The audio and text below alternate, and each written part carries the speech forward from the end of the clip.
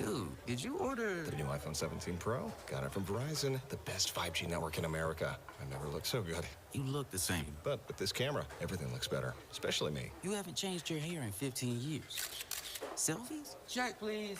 With Verizon, get the new iPhone 17 Pro, designed to be the most powerful iPhone ever, plus a new iPad and Apple One. No trade-in needed. Offer ends November 5th.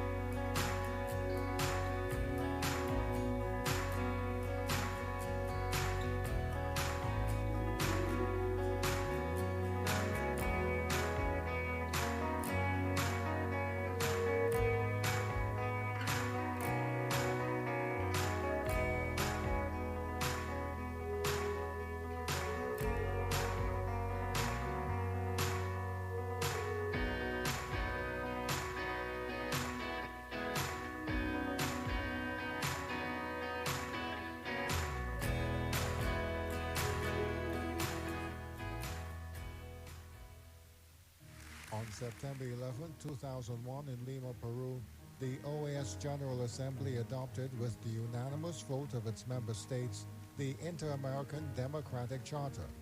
This resolution was the result of a request that the Summit of the Americas, meeting in April of that year in Quebec, made to the regional organization.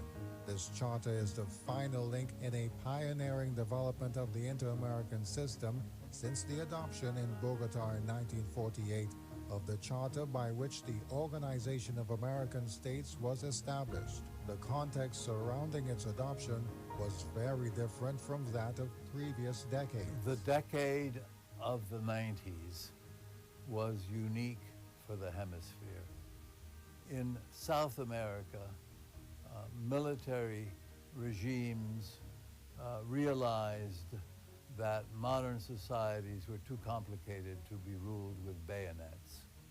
In Central America, the Cold War, the proxy war between the United States and the Soviet bloc had worn itself out, and there was a sense that the only solution was not military, but political and democratic. The Democratic Charter took advantage of this moment to define that representative democracy is the sum of many elements that comprise it.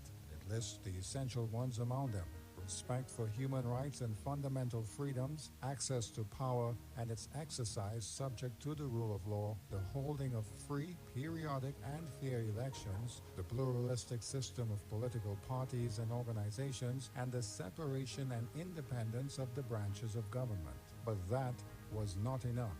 En muchos de los países de América del Sur, los países de América Central también estaban terminando largos periodos dictatoriales, generalmente terminados además en conflictos y guerras civiles muy dolorosas. Entonces, el primer trabajo en el marco de la OEA es: no queremos más los golpes militares. Ese fue el primer entorno, y sobre eso hubo un consenso a principios de los 90. Pero luego se fueron produciendo estas nuevas modalidades de alteración, y ahí se genera un nuevo consenso en la región. Tampoco queremos estas nuevas modalidades de alteración del orden constitucional. These new modalities had a specific form. Legitimately elected governments were the ones that subverted democracy. Thus, the Charter contemplated mechanisms to face the case of a threat, a serious alteration or even rupture of the democratic order.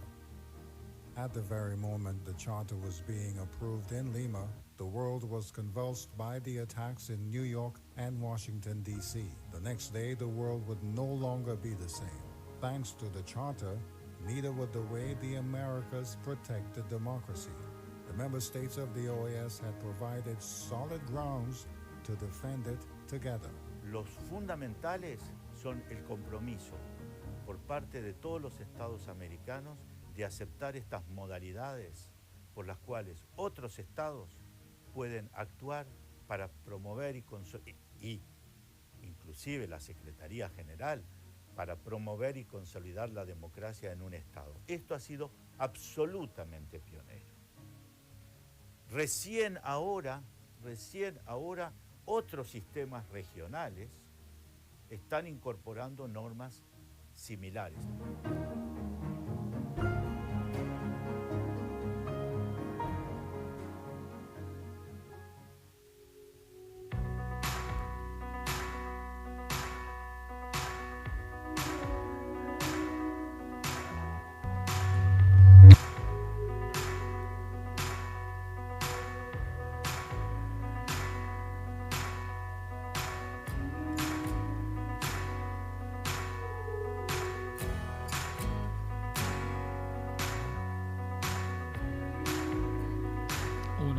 Uno, dos, 3, 1, 2.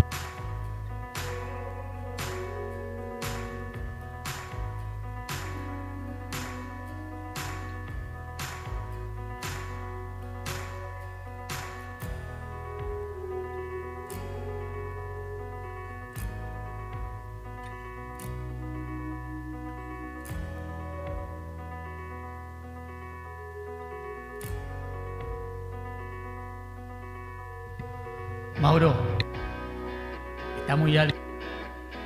Y apaga la música si probamos.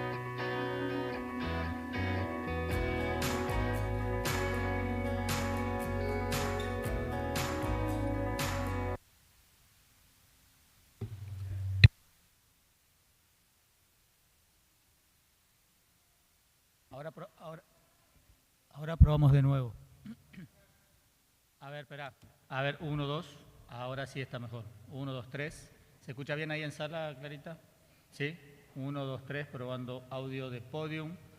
Ahí estamos bien. Perfecto. 1, 2, 3, audio Podium. Sí, ahí está bien. Ahí se escucha bien. Se puede hablar fuerte. 1, 2, 3. Sí, 1, 2, 3. 1, 2, 3, 1, 2, 3, 1, 2, 3. 1, 2, 3, 1, 2, 3. Este va a tener que estar más así. 1, 2, 3, probando audio. 1, 2, 3, Podium. 1, 2, 3. Audio de Podium sin forzar. 1, 2, 3. Audio 1, 2, 3.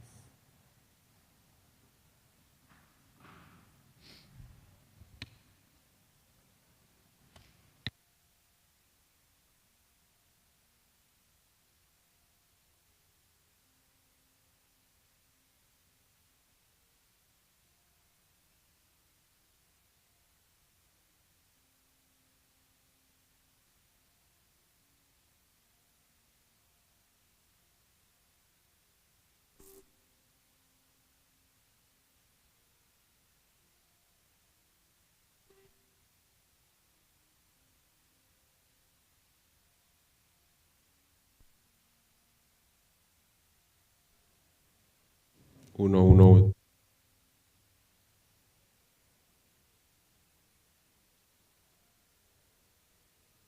3, lapel 2, 1, 2, 3, audio. Bien, 1, 2, 3, 1, 2, 3, audio. Sí, 1, 2, 3.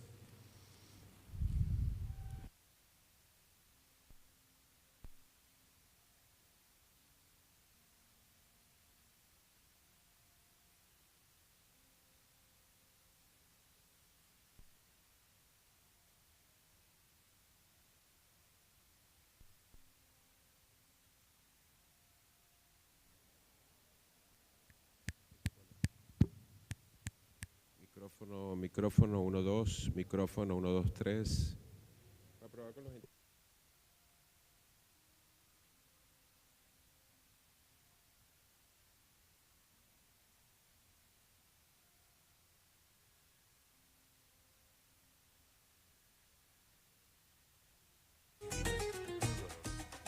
Entonces, la primer trabajo en el marco de la OEA es no queremos más los golpes militares. Ese fue el primer entorno y sobre eso hubo un consenso a principios de los 90. Pero luego se fueron produciendo estas nuevas modalidades de alteración y ahí se genera un nuevo consenso en la región. Tampoco queremos estas nuevas modalidades de alteración del orden constitucional. Esas nuevas modalidades tenían una forma específica. Gobiernos legítimamente electos eran los que subvertían la democracia. Así, la Carta contempló mecanismos para afrontar el caso de una amenaza, una alteración grave o incluso una ruptura del orden democrático. En los mismos instantes en que en Lima se aprobaba la Carta, el mundo se convulsionaba por los atentados en Nueva York y Washington. Al día siguiente, el mundo ya no sería igual. Gracias a la Carta, tampoco lo sería la manera en la que las Américas protegían la democracia. Los Estados miembros de la OEA se habían dado sólidos argumentos para defenderla conjuntamente. Los fundamentales. 1, 1, 2, 3, 1, micrófono 1, 1, 2, 3, tiene un poco de eco. 1, 2, 3, bájale un poco los graves. Está como parece medio entrecortado también. 1, 2, 3, 1, 2, 3, no, ahí.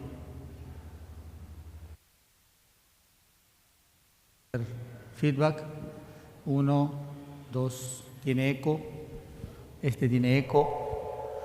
1, 2, 3. 1, 2, 3, 1, 2, 3, 1. Sigue con un poco de eco en la sala. 1, 2, 3, 1, 2, 3, audio 1, 2, 3, audio 1, 2, 3.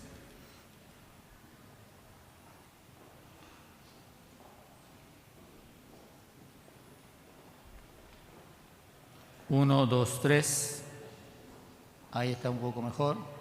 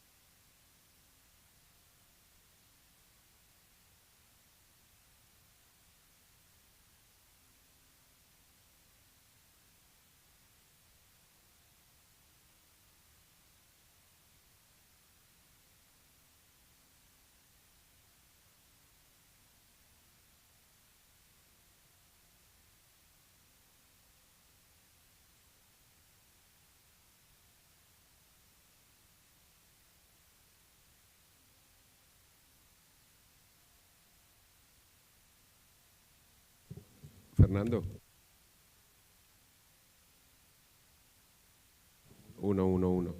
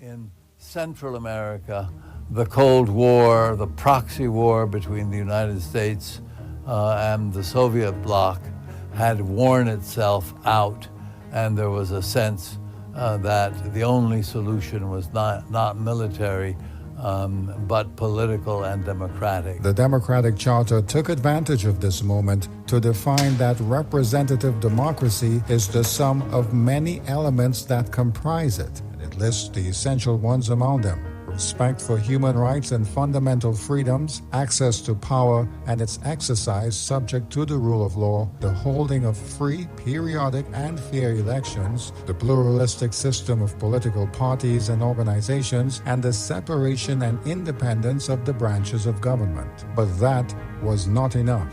En muchos de los países de América del Sur, los países de América Central también estaban terminando largos periodos dictatoriales, generalmente terminados además en...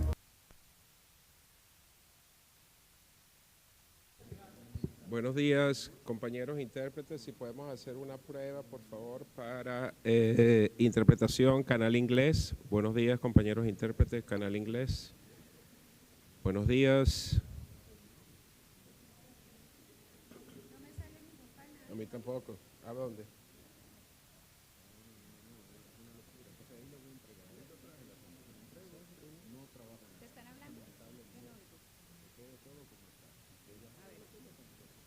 Buenos días, cabina de inglés. Cabina de inglés, buenos días.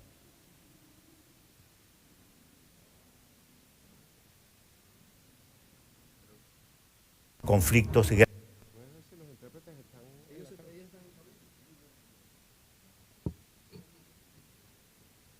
Compañeros intérpretes, vamos a hacer unas pruebas, por favor.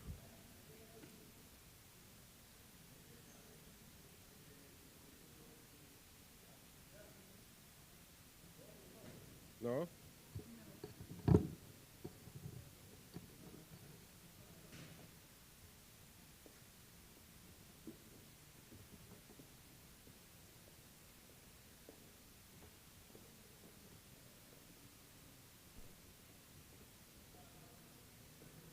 English, channel 1, testing, testing. First console. Do you want to do English too? Please. And this is English. It's the second console in English. Yes.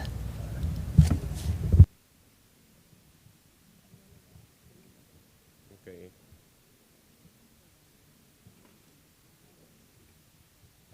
Bien, muchas gracias. Muchas gracias.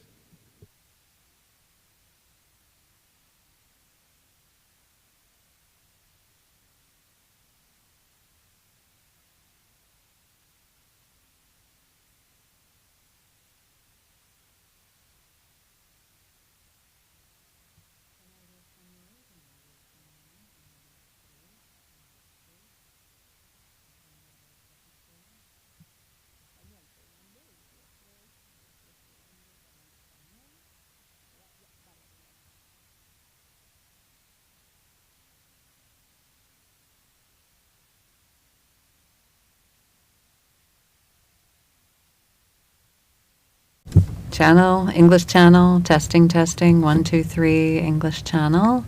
Moving to the next console. 1, 2, 1, 2, testing, testing. Great, thank you.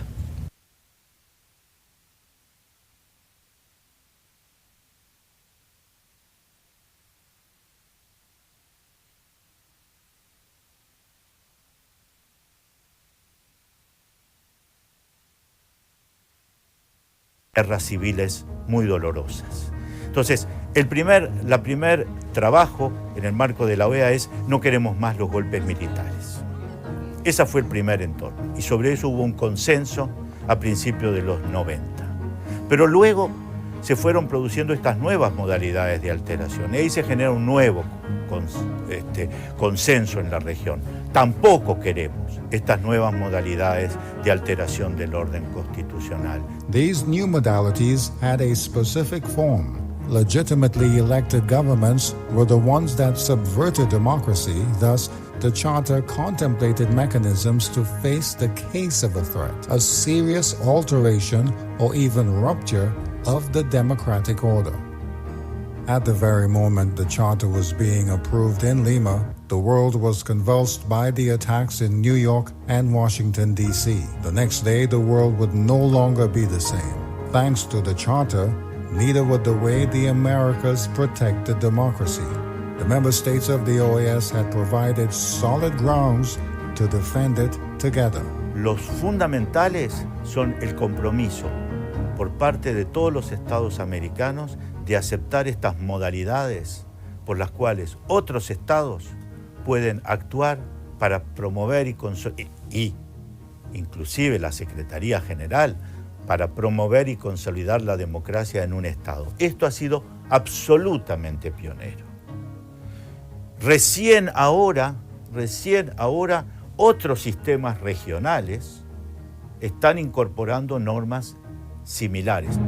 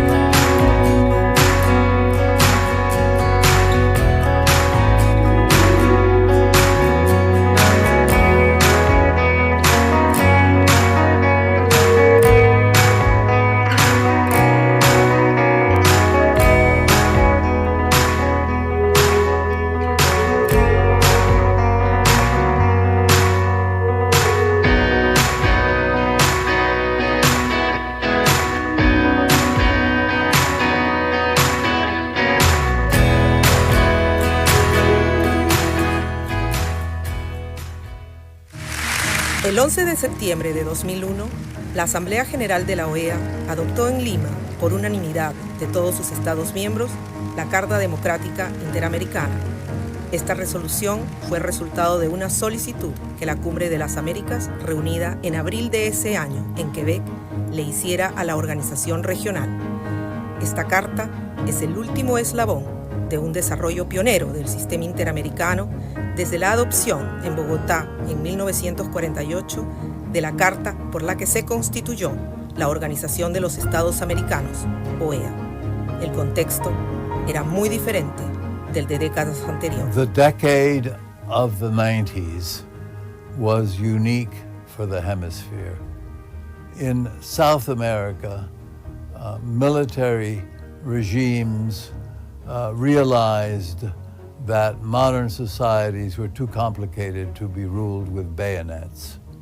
In Central America, the Cold War, the proxy war between the United States and the Soviet bloc had worn itself out, and there was a sense that the only solution was not military, but political and democratic. La Carta Democrática aprovecha ese momento para definir que la democracia representativa es la suma de muchos elementos que la integran y enumera los esenciales, entre ellos el respeto a los derechos humanos y las libertades fundamentales, el acceso al poder y su ejercicio con sujeción al Estado de Derecho, la celebración de elecciones libres, periódicas y transparentes, el régimen plural de partidos y organizaciones políticas y la separación e independencia de los poderes públicos.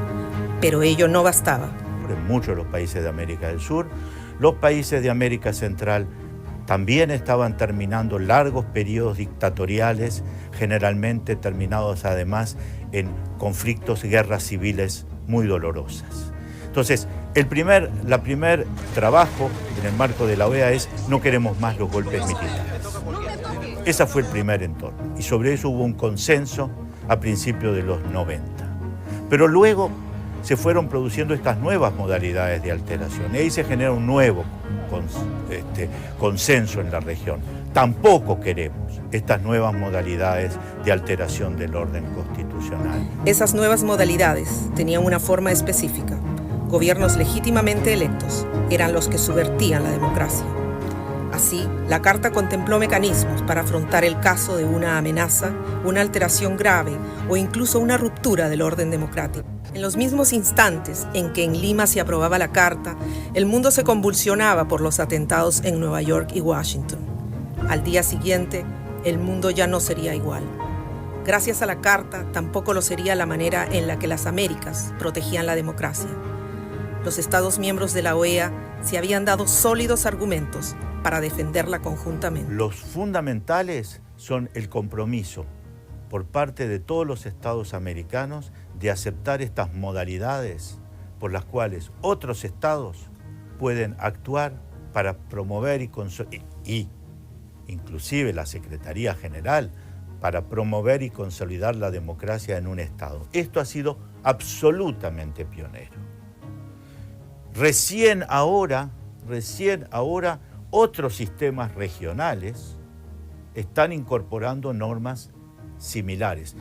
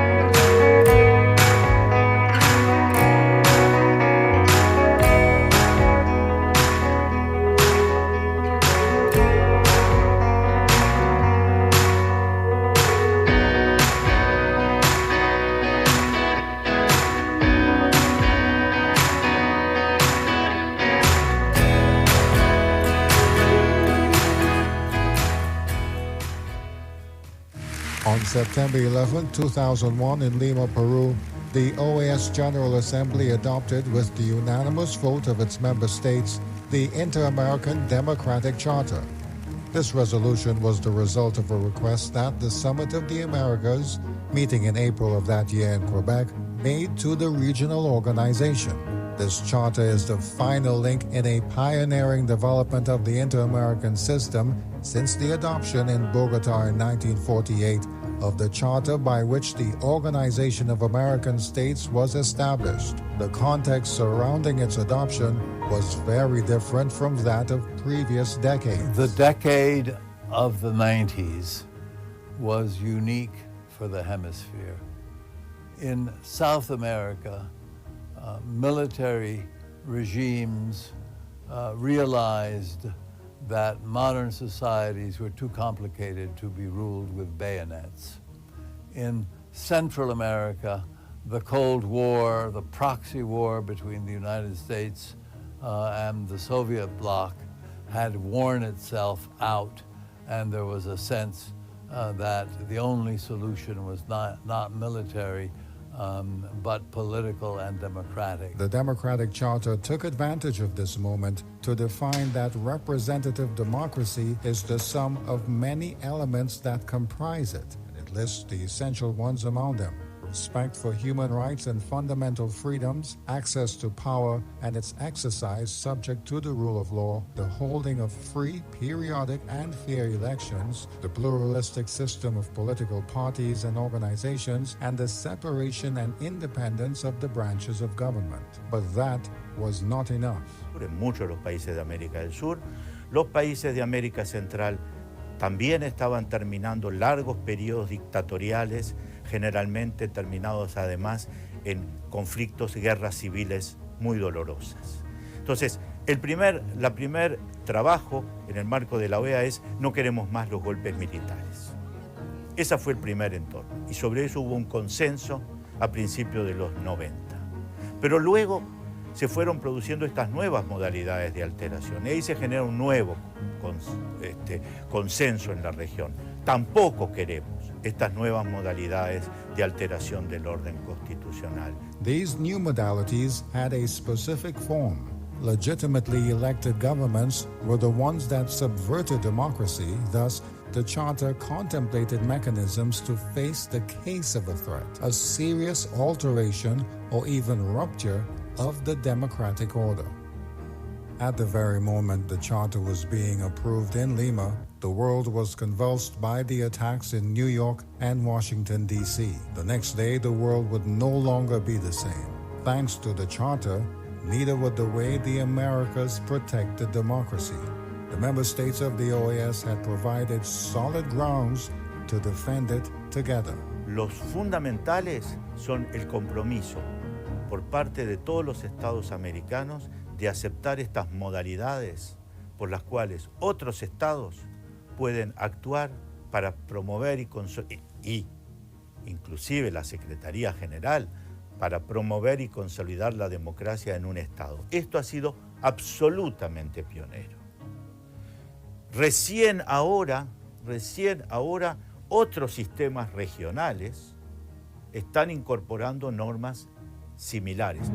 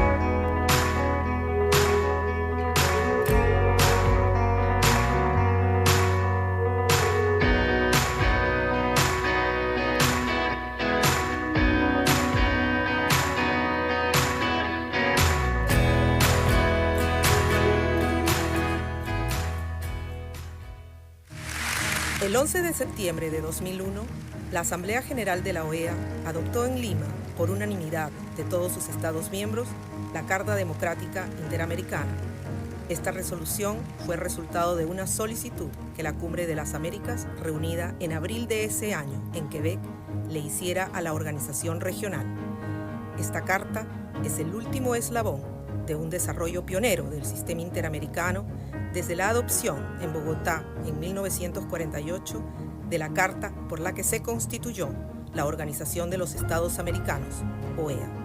El contexto era muy diferente del de décadas anteriores. The decade of the 90s was unique for the hemisphere. In South America, military regimes realized that modern societies were too complicated to be ruled with bayonets. In Central America, the Cold War, the proxy war between the United States and the Soviet bloc had worn itself out, and there was a sense that the only solution was not military, but political and democratic. La Carta Democrática aprovecha ese momento para definir que la democracia representativa es la suma de muchos elementos que la integran y enumera los esenciales, entre ellos el respeto a los derechos humanos y las libertades fundamentales, el acceso al poder y su ejercicio con sujeción al Estado de Derecho, la celebración de elecciones libres, periódicas y transparentes, el régimen plural de partidos y organizaciones políticas y la separación e independencia de los poderes públicos. Pero ello no bastaba. En muchos de los países de América del Sur, los países de América Central también estaban terminando largos periodos dictatoriales, generalmente terminados además en conflictos, guerras civiles muy dolorosas. Entonces, el primer trabajo en el marco de la OEA es no queremos más los golpes militares. Ese fue el primer entorno y sobre eso hubo un consenso a principios de los 90.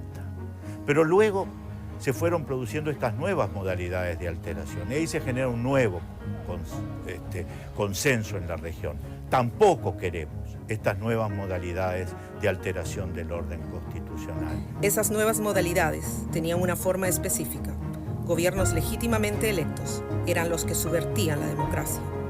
Así, la Carta contempló mecanismos para afrontar el caso de una amenaza, una alteración grave o incluso una ruptura del orden democrático.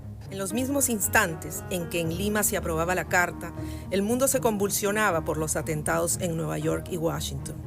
Al día siguiente, el mundo ya no sería igual. Gracias a la Carta, tampoco lo sería la manera en la que las Américas protegían la democracia. Los Estados miembros de la OEA. Good morning. Good morning, everyone. We are about to... Grateful.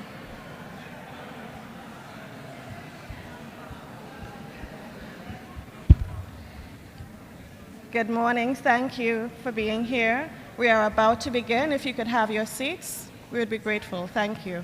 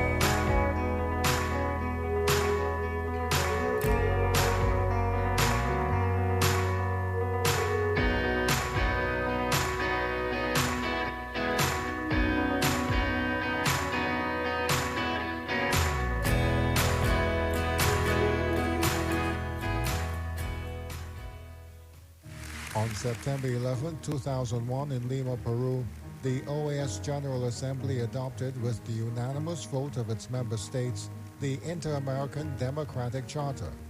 This resolution was the result of a request that the Summit of the Americas, meeting in April of that year in Quebec, made to the regional organization.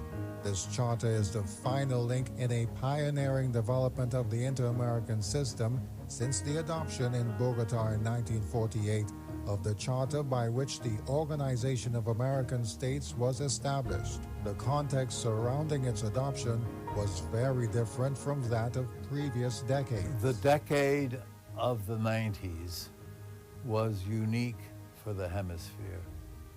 In South America, military regimes realized that modern societies were too complicated to be ruled with bayonets. In Central America, the Cold War, the proxy war between the United States and the Soviet bloc had worn itself out, and there was a sense that the only solution was not military, but political and democratic. The Democratic Charter took advantage of this moment to define that representative democracy is the sum of many elements that comprise it. It lists the essential ones among them: respect for human rights and fundamental freedoms, access to power and its exercise subject to the rule of law, the holding of free, periodic, and fair elections, the pluralistic system of political parties and organizations, and the separation and independence of the branches of government. But that was not enough. En muchos de los países de América del Sur, los países de América Central también estaban terminando largos periodos dictatoriales, generalmente terminados además en conflictos, guerras civiles muy dolorosas. Entonces, el primer trabajo en el marco de la OEA es: no queremos más los golpes militares. Ese fue el primer entorno, y sobre eso hubo un consenso a principios.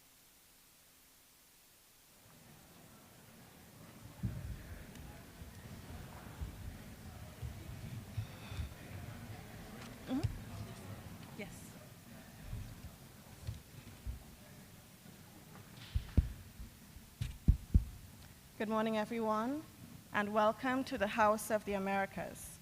Before we begin, I would like to advise that simultaneous interpretation is available in Spanish and English. If you would like to have a headset, you can collect one from the back of either side of the room or ask the room attendants to provide you with one. We are gathered here today for a special occasion, to celebrate a historic milestone for our hemisphere, the 24th anniversary of the signing of the Inter-American Democratic Charter. Adopted in Lima, Peru, on September 11, 2001, the Charter reaffirmed our region's shared commitment to democracy as the foundation for peace, prosperity, and human development. It reminds us that democracy is not only a political system, but a way of life that enables inclusion, dialogue, and progress for all. As Article 26 of the Inter-American Democratic Charter reminds us, promoting a democratic culture is a shared responsibility. It calls upon all of us, governments, institutions, and citizens, to strengthen the values and practices that sustain democracy in our societies. This event is hosted by the Organization of American States in collaboration with International IDEA and with the generous support of the Embassy of Switzerland to the United States.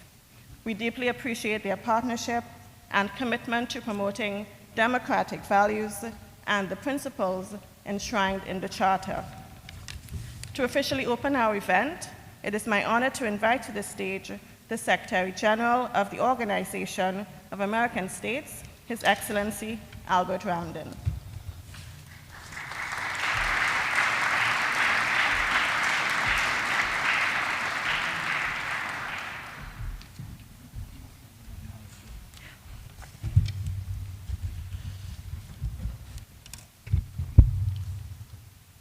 Good morning. Buenos dias. Oh, okay. Just want to make sure. I have the Inter-American Democratic Charter right here. I walk with it every day. And in the past couple of days, we had to open it a couple of times. I want to greet, of course, the chairman of the Permanent Council, Ambassador Pascual, permanent representatives and permanent observers, the Chargé d'Affaires of the Embassy of Switzerland to the United States, Mr. Adrian Aury, Assistant Secretary General Gil. A special welcome to the professor and the Nobel laureate Daron Acemoglu, representatives of the Inter-American Development Bank, representatives of the Atlantic Council and IDEA, and thank you very much for partnering with the OAS in organizing this event. Our colleagues of the Secretariat, and I want to thank upfront the Secretariat for Democracy for organizing this event, this important event. It is indeed a privilege to open this event, marking the anniversary of one of the most meaningful hemispheric instruments in the history of the Organization of American States, the Inter-American Democratic Charter. Allow me to thank our co-host, International IDEA, and the Embassy of Switzerland for joining us in this celebration of democracy and democratic governance in the Americas. The path toward the Inter-American Democratic Charter emerged from the lessons of anti-democratic experiences and movements in the last decades of the 20th century. By the 1990s, it had become clear that while a normative commitment to democracy existed in our hemisphere, the tools for systematic and collective response to threats required reinforcement and new hemispheric instruments. Likewise, the inter-American system needed to evolve from declaratory statements and commitments to practical mechanisms to strengthen both democracies and societies. That recognition found expression at the Third Summit of the Americas held in Quebec City in April 2011, where our heads of state and government affirmed that any unconstitutional interruption or alteration of the democratic order would constitute an insurmountable obstacle to participation in the summit process. They also instructed at that meeting in Quebec City the foreign ministers to prepare an Inter-American Democratic Charter to reinforce OAS instruments for the active defense of representative democracy. This decision sent a clear message to all those who may attempt to interrupt, disrupt, or even abort the constitutional order of a country. The community of American nations was united in collective action to uphold democratic institutions. That, within the OAS, remains our foremost responsibility and one of the reasons for our existence. The process culminated after committed and detailed dialogue and negotiations in Washington, D.C., and during the General Assembly in San Jose, Costa Rica, with the adoption of the Inter-American Democratic Charter in Lima on September 11, 2001. The Charter was born on a day of profound sorrow and uncertainty for the world. In that moment, when the global order seemed shaken, our region asserted that democracy itself is the strongest safeguard of stability and human dignity. That act of unity and conviction gave the Charter its enduring power. 24 years later, our world faces new challenges. That same unity and conviction must guide us still, as we reflect on how this instrument that our hemisphere drafted can remain dynamic and responsive to the challenges of our time. This notion raises then the important question, must we, in light of the 25th anniversary next year, embark on a process of review, of assessment, and if agreed, suggest areas for improvement or strengthening of the Inter-American Democratic Charter? I leave this as an open question for the debate later in this conference. What must remain, though, constant in our commitment to the principles and collective action. In is our commitment to the principles and collective action as agreed before. In 2001, our ministers established a transformative vision that the peoples of the Americas have a right to democracy and that their governments have an obligation to defend it and to govern democratically. With those words, our region transformed democracy from aspiration into entitlement, from an ideal to a practical delivery instrument for inclusivity, for equality, transparency, and accountability towards peace and prosperity for all. The Charter then went further by defining what that right truly meant. It conceived democracy not only as the periodic holding of elections, but as a system for organizing our societies, one grounded in the respect for human rights, the separation of powers, transparency, and inclusion. As former Secretary General Cesar Gaviria explained, the Charter represented a political commitment to democracy, not in its minimalist electoral form, but as a broad and human-centered concept that embraces every dimension of dignity, peace, and prosperity. Building on this political commitment, the Inter-American Democratic Charter also endowed the hemisphere something that has been missing: concrete mechanisms to assist and, when necessary, defend democracy.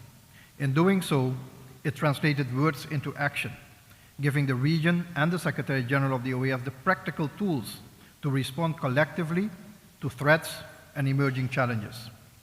Ladies and gentlemen, as we mark this anniversary, we can look back with pride on all what has been achieved, but we must also look ahead with purpose. The Charter was born out of consensus, out of a collective understanding that democracy is the only legitimate form of government in the Americas. That consensus was hard-won, and it must now be strengthened. This call is even more urgent today.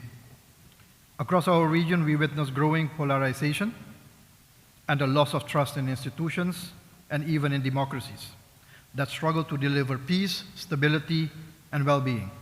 At the same time, multilateralism itself is being met with skepticism. Now, more than ever, we must return to the principles of the Charter with the same conviction and courage that inspired its adoption. Building consensus is never easy, but it is possible when guided by shared values rather than ideology. We must reaffirm without hesitation that democracy is not negotiable. It is the foundation of peace, prosperity, and human dignity. It is the condition that allows us to resolve differences peacefully and to build societies in which every person has an opportunity to thrive. The Charter provides us with the tools to guide that effort, but that alone is, again, not enough.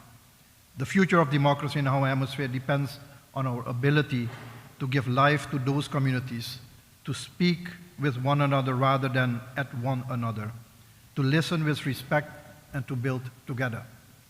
This is precisely where the Charter's true strength lies, not in sanctions, but in proactive engagement and its capacity to foster dialogue, to prevent crises before they erupt, and to help restore legitimacy when it is lost.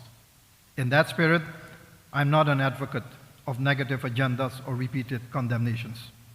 That is not how consensus is built and becomes effective, not how stronger institutions emerge as well.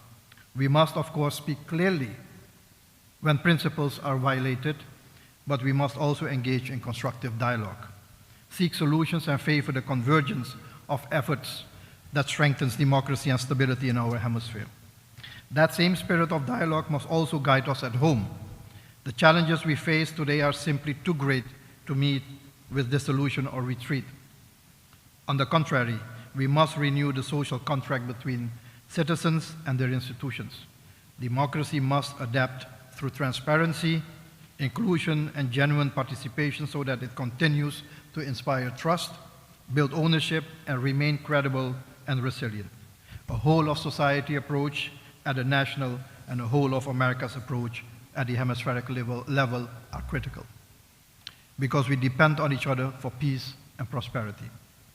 Ladies and gentlemen, the peoples of the Americas have faced and overcome dark days. Yet they have chosen democracy not only because they cherish freedom, but because they recognize it in the path to a dignified life, a life in which their rights are protected and their basic needs are fulfilled. As a former foreign minister of Peru, Diego Garcia Sayan noted, democracy by definition cannot admit exclusion. It finds its fullest meaning when it advances justice, transparency, and respect for diversity and gender equality. That is also why this promise of prosperity in our hemisphere is inseparable from the ability of our policy to deliver tangible benefits for all. While the inter-American system has rightly placed great emphasis on democracy and human rights, Article 11 of the Inter-American Democratic Charter reminds us that democracy and social and economic development are interdependent and mutually reinforcing. Because for our people, the value of democracy is measured not only at the ballot box, but in daily lives, in opportunity, in fairness, and in confidence that public institutions serve the common good. Poverty and inequality weaken the fabric of democracy just as much as the erosion of checks and balances does. A democracy that delivers, by contrast, builds resilience. When people see that their voices lead to fairer outcomes, they become less vulnerable to skepticism and less tempted by authoritarian shortcuts to complex problems. Delivering results is therefore as essential to development as it is to democracy. In this sense, building prosperity in the Western Hemisphere strengthens democracy itself. The Organization of American States remains the region's principal platform for defending and promoting democracy. Through its provision on electoral observation missions, the Inter-American Democratic Charter has enabled the Organization of American States to strengthen the practice of sending independent missions for free and fair elections. At the same time, through our work on the ground in areas such as sustainable development and security, we give life to the Charter's conviction that democratic governance cannot be separated from social and economic rights. In doing so, our organization continues to embody the spirit of the Inter-American Democratic Charter, translating its vision into action across the Americas. Ladies and gentlemen, we all know that democracy will never be perfect. Yet it remains the only system that allows us to correct our mistakes in freedom rather than in fear. The Inter-American Democratic Charter embodies that same spirit. It is a normative compass reminding us that democracy's strength lies in its capacity for renewal. It has guided the region's response to challenges and helped frame how democracy must be renewed rather than taken for granted. As this landmark instrument approaches its 25th anniversary, we are called not only to celebrate its legacy, but also to reflect on how it can continue to respond to the evolving realities of our time. That reflection also requires a deeper conversation about what democracy means for people. Such an ongoing task of renewal does not belong to governments and politicians alone. It belongs to the society as a whole. Democracy's vitality depends on the active participation of all, the civil society, the private sector, academia, and youth.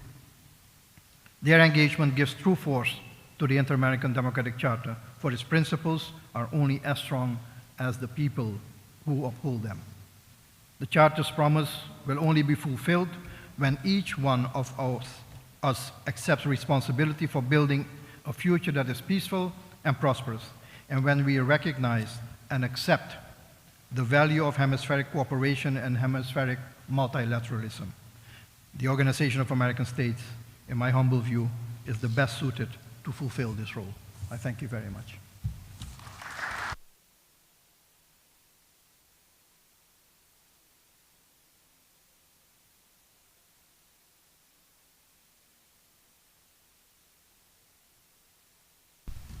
Thank you very much, Secretary General. I now invite His Excellency Ambassador Tomas Ignacio Pascual, Chair of the Permanent Council and Permanent Representative of Chile to the OAS, to take the floor.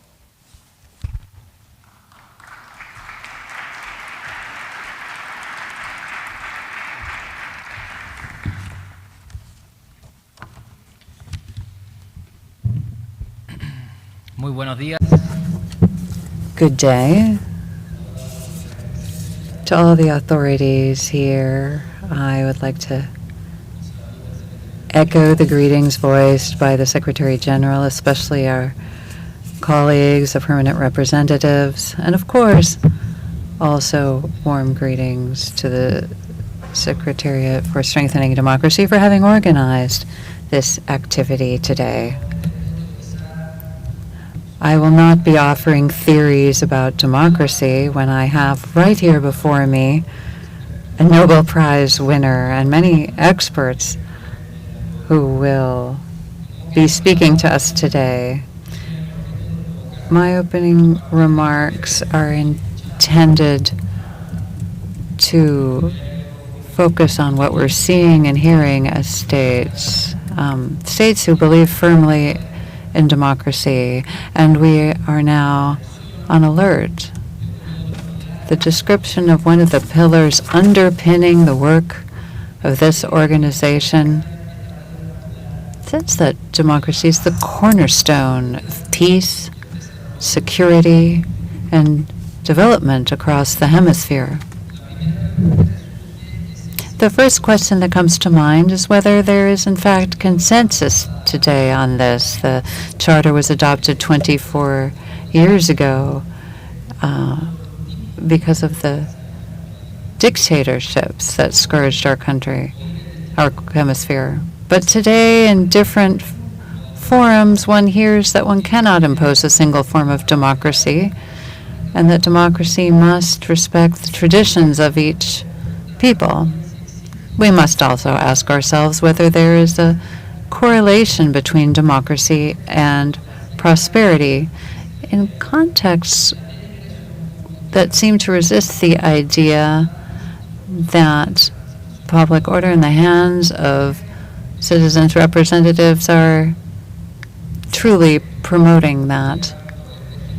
I'd like to provide an example from our very region, where we have many developing economies that export commodities. We have a dilemma where democracy and its institutions are promoting demanding regulations and active citizen participation, including indigenous consultation, which ends up having an impact on the viability of investment projects. And the thesis here, and it's not a new one, is that institutional design in countries seeking stability end up scaring away prosperity. Investors are limited because they encounter so many barriers to investment, and also are disliked by citizens. Regulatory design matters, and the democratic models have opened the way to more rigorous regulations, but prosperity and democracy seem to get confused. As a consequence, what is emerging is that it might be better to have less deliberation and more discretion to be able to achieve that prosperity via investment projects. So we have a problem here, because the thesis put forward by some would seem to say that if you want more prosperity, you must lessen the demands of democracy. The keynote address we'll hear from Dr. Acemoglu come at a very important time, where we have so many questions arising at the current time, and the Secretary General has already referred to some of the challenges we're seeing now, 24 years after adoption of the Inter-American Democratic Charter. It seems to be in fashion now to have democratic backsliding, where we see a threat to the institutions that underpin rule of law in our democracies. May this event serve as a time for reflection on the challenges we're facing in the hemisphere and on the global stage. This organization, a pioneer in democracy, may it help us find prosperity for all our peoples. Good welcome to you all. Well, a special welcome to Dr. Acemoglu, and I hope you have a very fruitful event.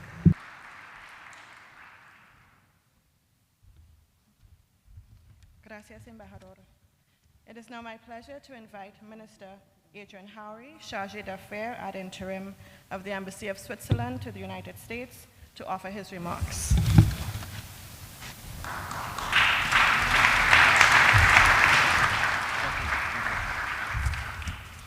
Mr. Secretary General, ladies and gentlemen, ambassadors, excellencies, colleagues, it's a great honor to take part in the opening of today's dialogue organized in partnership by the Organization of American States and International IDEA.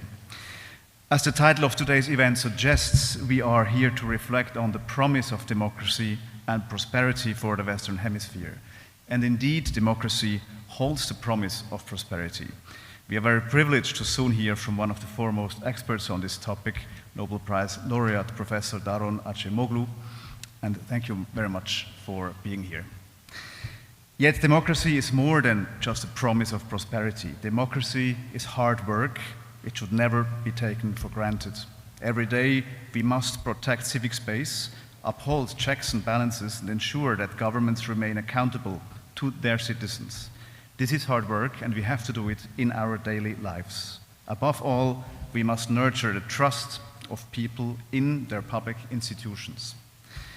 Some say democracy is supposed to be a party, and today's event also marks two key celebratory and historic milestones. First, the 24th anniversary of the Inter-American Democratic Charter, a landmark document, as the Secretary General just mentioned, reaffirming the region's collective commitment to democracy. And second, the 30th anniversary of International IDEA, the International Institute for Democracy and Electoral Assistance. Switzerland is proud to serve as the current chair of IDEA's Council of Member States, alongside the vice chairs Indonesia and the Dominican Republic. Both the OAS and International IDEA share a long-standing dedication to the promotion of democracy. The OAS Charter, since 1948, has recognized democracy as indispensable to development, and just like the OAS Charter, the Swiss Constitution mandates the promotion of democracy, recognizing its importance for development. Switzerland's own experience shows that democracy is not limited to elections. It flourishes through inclusive dialogue, citizen participation, respect for diversity, consensus, the protection of minorities, and strong local ownership. For Switzerland, democracy is both a core national value, but also a pillar of our foreign policy. Earlier this year, we adopted our first ever democracy guidelines, translating this commitment into practice. These guidelines serve as a compass for our global efforts, reminding us that democracy is not only a value to uphold, but also key in the path towards peace, towards prosperity and innovation. Of course, democracy cannot be strengthened by governments alone. It requires the collective engagement of civil society, of academia, philanthropy, and the private sector. But it also demands courage. Courage to defend democratic principles, especially when they're challenged. Democracy, as we know, is never complete and is never guaranteed. It requires constant care, renewal, and innovation. We draw inspiration and are encouraged by the democratic innovation across Latin America and the Caribbean, from participatory budgeting and indigenous representation to citizen-led accountability initiatives. These examples remind us that democracy, the renewal begins within societies when people are empowered to shape their own futures. So what does democracy promise? Prosperity, certainly, but also sometimes painful work, participation, progress, and peace. I look forward to today's discussion and continuous partnership with the OAS, International IDEA, as well as many of the OAS member states as we work together to advance an inclusive, a resilient and prosperous democratic future for this hemisphere and beyond. I thank you very much.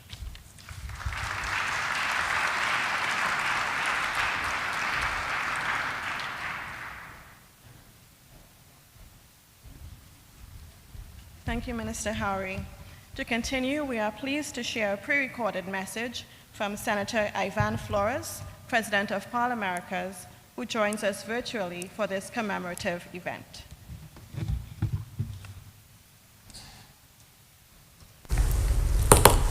Excelentísimo señor Albert Random, secretario general. Your Excellency Albert Ramdin, Secretary General of the OAS, Ambassador Tomas Pascual, Chair of the Permanent Council and Permanent Representative of Chile to the Organization of American States, Minister Adrian Howery, Deputy Chief of Mission of the Embassy of Switzerland. Ladies and gentlemen, it's truly an honor to speak to you on behalf of Parlaméricas, the parliamentary organization of the OAS, created by OAS resolution, which represents the parliaments of the 35 countries of the Americas, with no exclusions. Almost a quarter of a century has passed, and the Charter reminds us in all of its articles of an imperative that transcends time and temporary anxieties. It indicates that only democracy can be the basis upon which we build the well-being and prosperity of our peoples. And it sets forth the obligation of governments to promote and defend democracy. This is the founding principle of coexistence and unfettered respect for fundamental rights. Today, we observe with concern some unacceptable signs of authoritarianism, and we mustn't ignore it. Only where democracy flourishes will we have development writ large.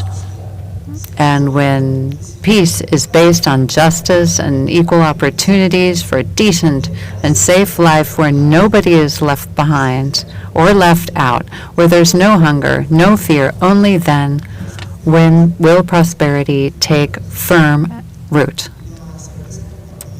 The shared certainty that the democratic destiny of the hemisphere and its prosperity are inextricably linked, only then do we have the true essence of the inter-American system, and we must protect it at all costs.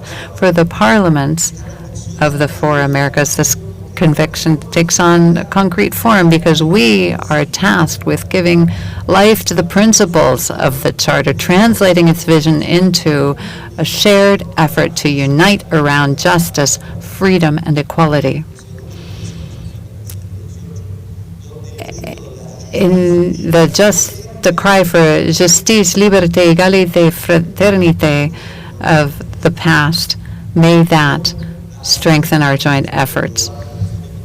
In a global context marked by democratic backsliding, geopolitical stresses, loss of citizen security, and deepening of profound inequalities, the parliaments are concerned, and we embrace our key role in protecting democracy, where joint will is brought together and where true politics is used as a tool for the common good. At this decisive time for our democracies, the Inter-American Democratic Charter continues to be effective in renewing the promise that inspired it.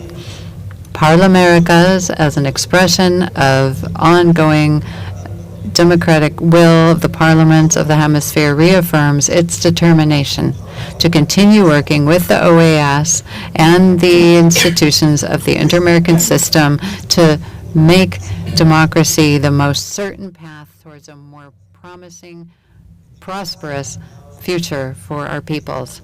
Friends, at this key juncture, at a painful time, it's important to remind ourselves of this Charter, not just as a mere celebration and not mere lip service. It is an ethical commitment to peace and justice in the Americas. I wish you all a good day. Thank you very much.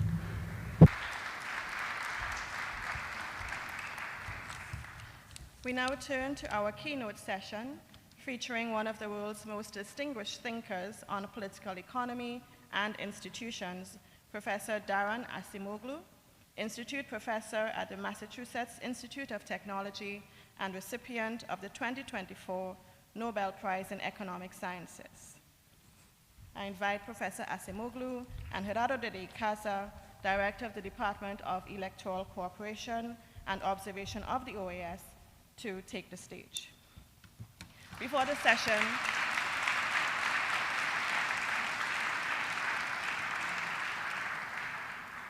session, begins, a brief reminder, when you arrived, you were handed note cards.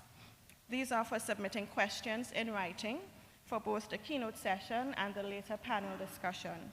If you have a question, please write it down and hand it to one of the room attendants that you will see, and they will hand them to the moderator. Pens are also available on tables if you need them. This session will consist of a 25-minute keynote presentation followed by a 15-minute moderated dialogue. It is now my pleasure to give the floor to Gerardo de Icaza, who will introduce our keynote speaker. Thank you, Malene. Happy Halloween, everyone. All protocol observed. It is my distinct honor and privilege to welcome the 2024 Nobel Laureate in Economics, Professor Daron Acemoglu, professor at the Massachusetts Institute of Technology and one of the most influential economists of our time. I am completely aware that you are here to listen to Professor Acemoglu and not to me, so I will be brief. It is important, however, to recognize how his work connects to the mission of the Organization of American States as we continue advancing democracy, sustainable development, and human rights across our region. Professor Acemoglu's pioneering research has transformed our understanding of how institutions, governance, and technological change shape the prosperity and inclusion of nations. From why nations fail to the narrow corridor, his insights explain why some societies achieve lasting progress while others struggle with inequality and weak institutions. These lessons resonate strongly in the Americas, where we face persistent inequality, gaps in digital access and education, and the rapid transformation of labor markets driven by new technology. His work reminds us that economic progress depends not only on growth, but on the strength of our institutions and inclusiveness of our choices. Please join me in warmly welcoming Professor Daron Acemoglu to the House of the Americas.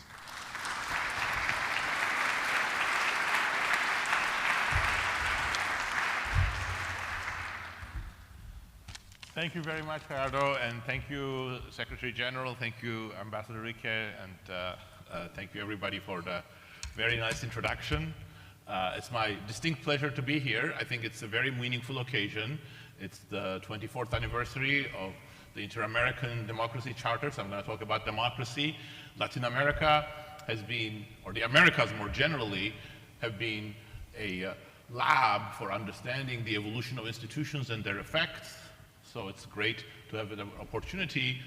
I will do the crazy thing of actually telling you snippets of the main messages from 4 of my books, Why Nations Fail, The Narrow Corridor, Power and Progress, and my new book on what happened to liberal democracy, which will come out in August. And it's also meaningful that this is Halloween. You know, there are some scary things about the history of democracy, some failures, but All Souls Day is tomorrow, all sins are forgotten. So I think we can forge ahead. So my research has very largely focused on institutions, in particular in a series of papers and then in Why Nations Fail. The main message that I try to convey with my co-authors, James Robinson, and sometimes with Simon Johnson, has been about the role of inclusive institutions. Inclusive institutions meaning, at the economic level, those that secure property rights, that provide a level playing field, that provide regulations against monopoly and excessive economic power, including inequality when it becomes stifling.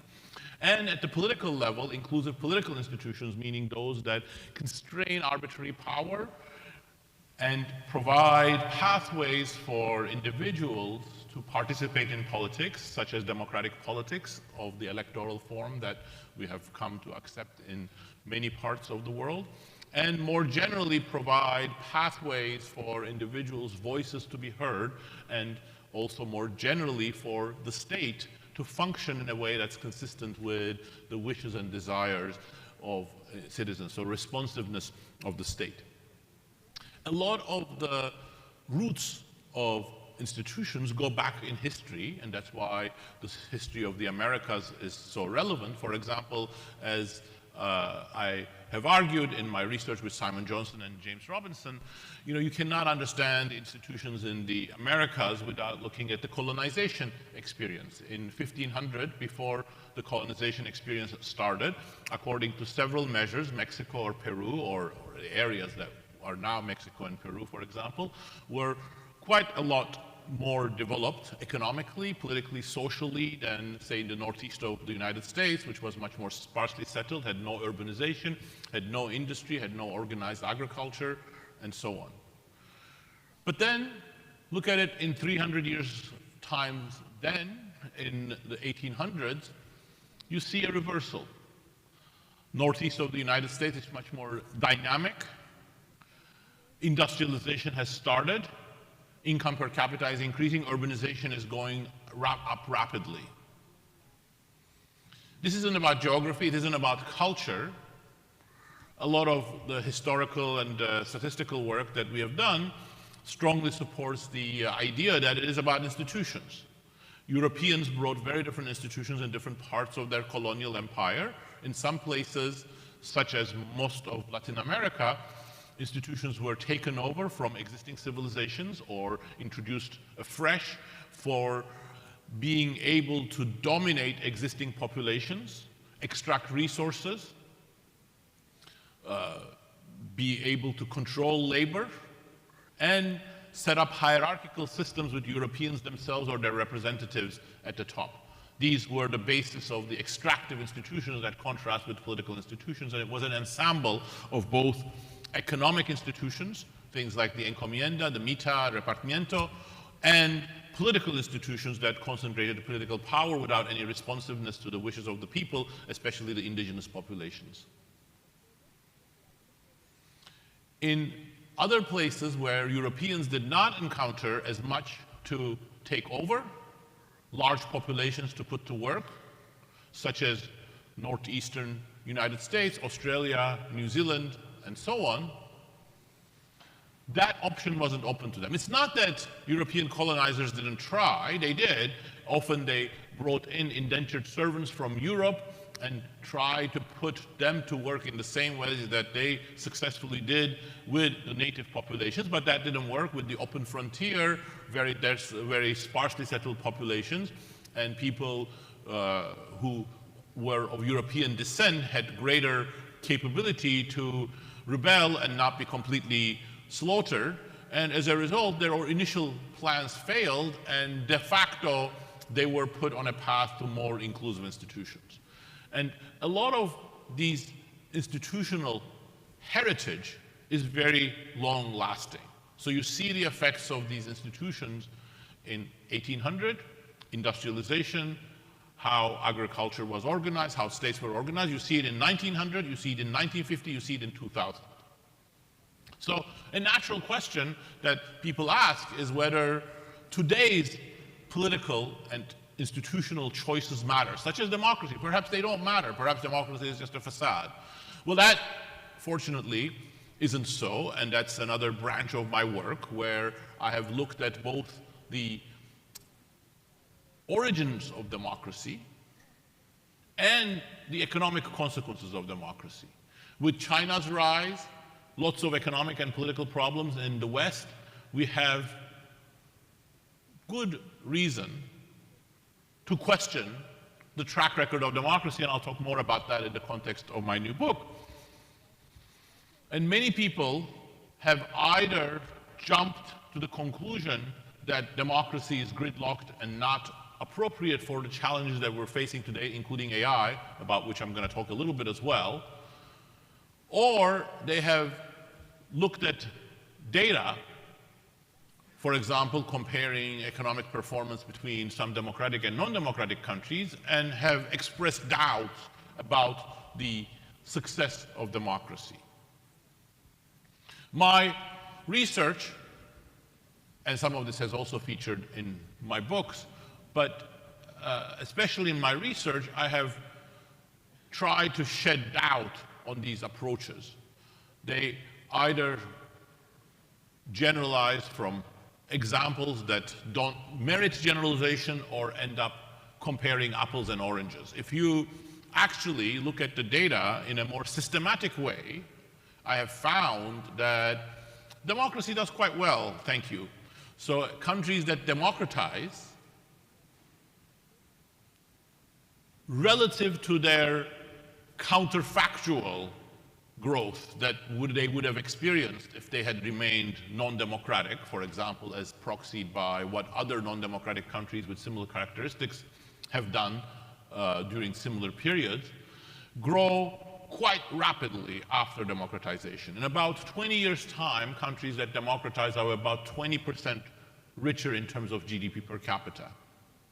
Moreover, that comes in a way that I think is quite desirable from a social perspective. Higher education, better health, better services for the lower strata of society. Also higher tax revenues, by the way. One of the things that democracies do is they increase taxes. So if you're really anti-tax, you might think that's a bad thing, but actually when you think about many of the countries that are at the cusp of democratizing, they often have weak states and weak budgets like many in Latin America, so increasing tax revenues and doing that with some legitimacy is actually quite a good achievement.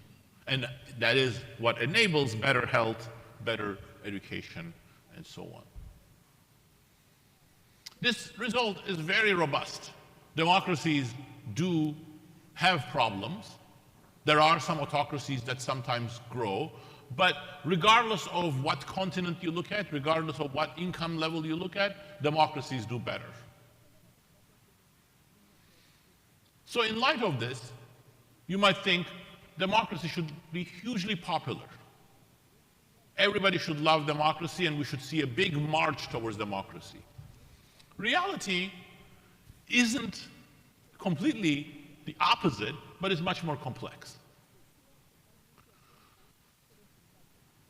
A period that is loosely referred to as the third wave by the political scientist Samuel Huntington, that started with the collapse of Southern European dictatorships in Portugal, Greece, and Spain, heralded the beginning of many other countries democratizing, especially in Latin America, some in Asia and Africa as well. And I think that period that went from the 1970s, mid-1970s to 2000s was the background to the 24th, to the Inter-American Democracy Charter. The third wave was characterized not just by a movement towards democracy, but a popular wish for democratic institutions. Everywhere from Lima to Santiago to Krakow to Delhi, people wanted democracy because they thought that would mean voice and they wanted to participate in politics, and they also thought, just like the statistical results that I mentioned indicate, that democracy would be better for them. For example, for workers in Brazil during the democratization process when they organized in trade unions, it was a very important aspect of the industrial relations that democracy should come so that their demands would be better met. Same thing in Poland, same thing in the Czech Republic, and so on. But today, the situation looks very different. As the Secretary General and Ambassador Rike have also hinted at, democracy is in a bit of a crisis right now. If you ask people, especially the young, what they think of democracy, it's much more negative today than it was 30 years ago. And this is particularly pronounced in the United States, the United Kingdom, okay, that's not part of OAS, and many Latin American countries. So we are, again, at the epicenter of something very discombobulating, but also interesting. Why is it that democracy is in crisis? And it's not just perceptions.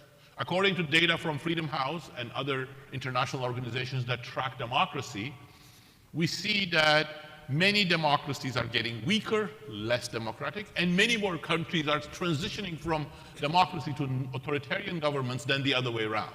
Complete reversal of the third wave. In fact, according to the Freedom House, the last 17 years have seen a steady decline in democracy around the world. This is the topic of my new book, What Happened to Liberal Democracy. A lot of my focus is on the US because it is where arguably you see these forces most clearly, and it is the center of gravity of political dynamics for much of the world. But the same things apply to Western Europe and apply to Latin America. First of all, we have challenges to democracy from strongmen. That's not new. It's always been the case. But the nature of these challenges has changed. If you look at the 1980s, if I ask you who was more dangerous for democracy, you would think of generals in jackboots. They were the ones that were engineering coups, sometimes representing other interests. Today, military coups are a rarity pretty much everywhere around the world, with the exception of a few pockets in Africa. The strongmen are often elected, from the Philippines to Budapest, Hungary, from Turkey to Latin America to the United States. It is people who challenge democracy with authoritarian changes in norms and institutions from the inside. Perhaps those threats are more effective, more dangerous, possible. But I think there is something deeper. The deeper thing is that democracy has failed in some respects. And I want to be very clear what I'm saying here. When I say democracy has failed, I do not mean that authoritarian governments would have done better or could have done better. I've started by saying democracy has a very robust track record of doing better than authoritarian governments. Nevertheless, democracy has failed because it hasn't lived up to the promises it made, to the expectations and aspirations it raised. By and large, in what I already described, implicit, were three promises that democracy, liberal democracy, made, and in fact delivered for a while. Shared prosperity, meaning that as economic growth took place, every segment of society would get some benefits from that. Public services. Democratization often happens in a background of elitist or sometimes conservative or sometimes failing governments that do not prioritize health, education, roads for large numbers of people in their country. So there is a hunger for these kinds of services, and democracy comes to power, and time after time you see that democratic governments do a renewed effort to build roads, to invest in the healthcare of the less fortunate, less wealthy segments of society, invest in education, and so on. And oftentimes that works, sometimes it has problems. And democracy delivers shared prosperity. In the United States, in Europe, in Canada, and to some parts of Latin America, consolidated democracies delivered very rapid and remarkably shared economic growth. So for example, in the United States, from around the middle of the 1940s, right after World War II, to the late 1970s, real wages grew, inflation-adjusted wages grew by almost 2.5% a year, remarkable. And this wage growth was faster than the rate of profit growth, and it was very equally distributed. College-educated workers did not experience faster growth than those without a high school degree or with just a high school degree. And democracy promised voice.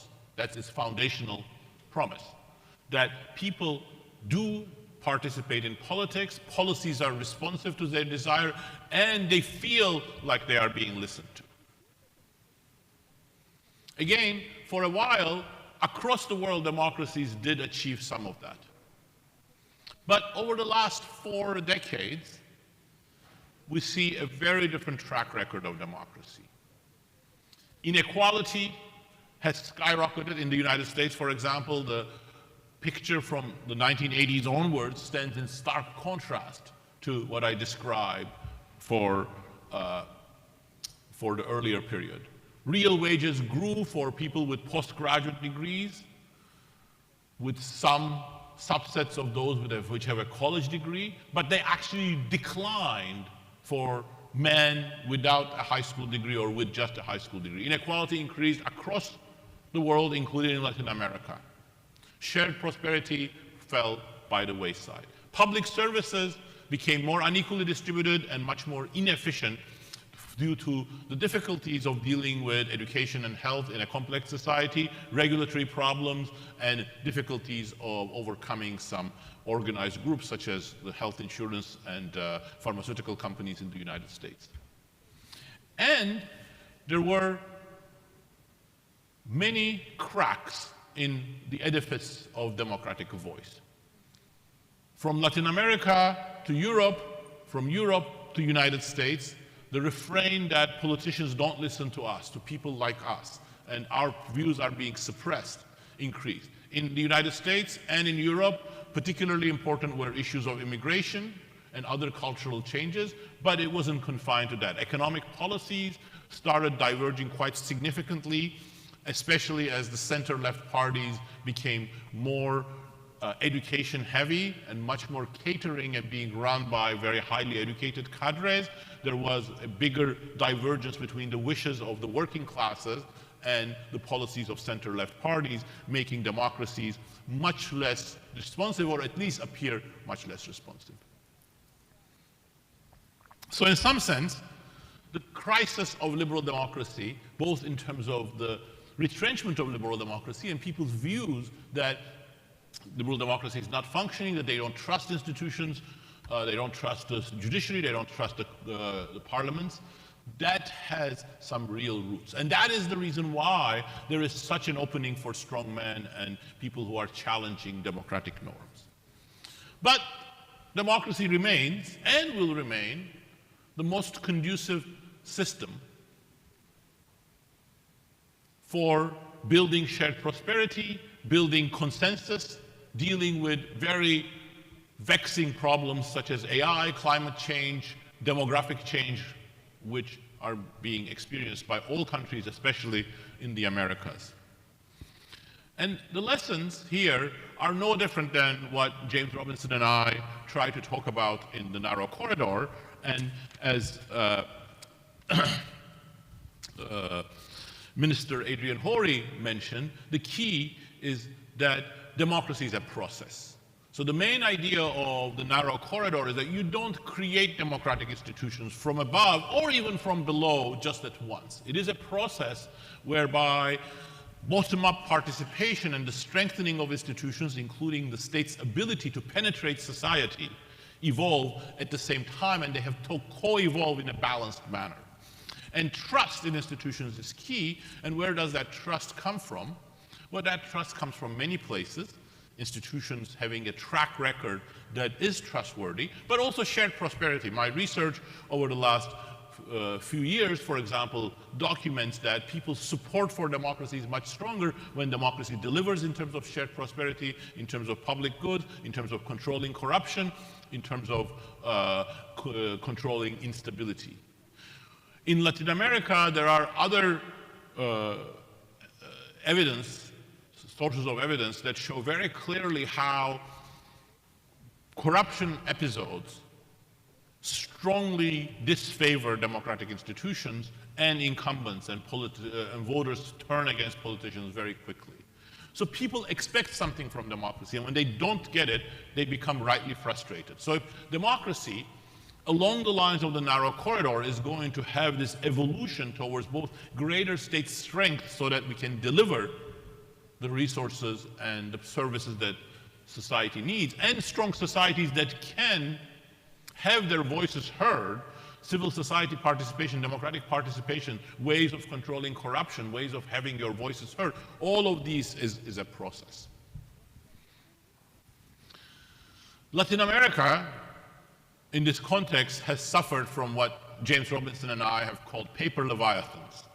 States that look strong but are actually unable to really penetrate society. That's why across Latin America, as you see several states in which tax revenues are like 15% of GDP.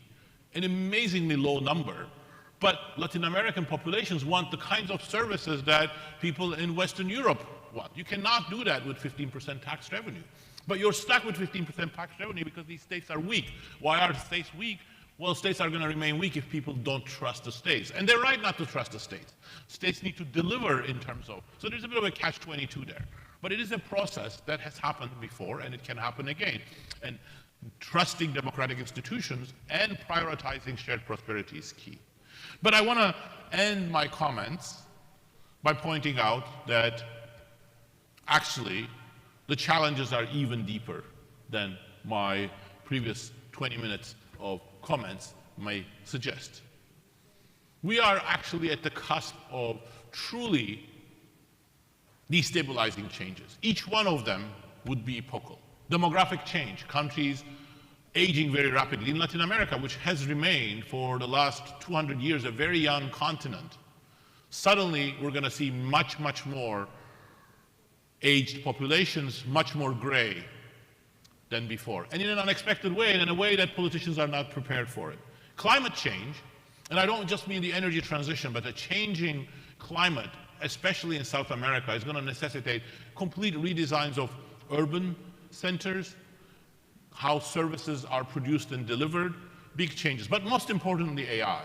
Artificial intelligence is there, and pretty much nowhere in the developing world is ready for it. The United States is not ready for it. China is not ready for it. But at least the United States and China, even though they're not using it right now, have agency. Much of research on AI is being done in these countries, and as a result, there is a big digital infrastructure in those countries. Latin America, for example, has neither. There is still a big shortage of proper digital infrastructure and education. And nobody's asking the opinions of people from South America about which direction of AI should go. So, for the next decade or beyond, if we are on this path, artificial intelligence will remain something done to the developing world, something in which they have very little agency.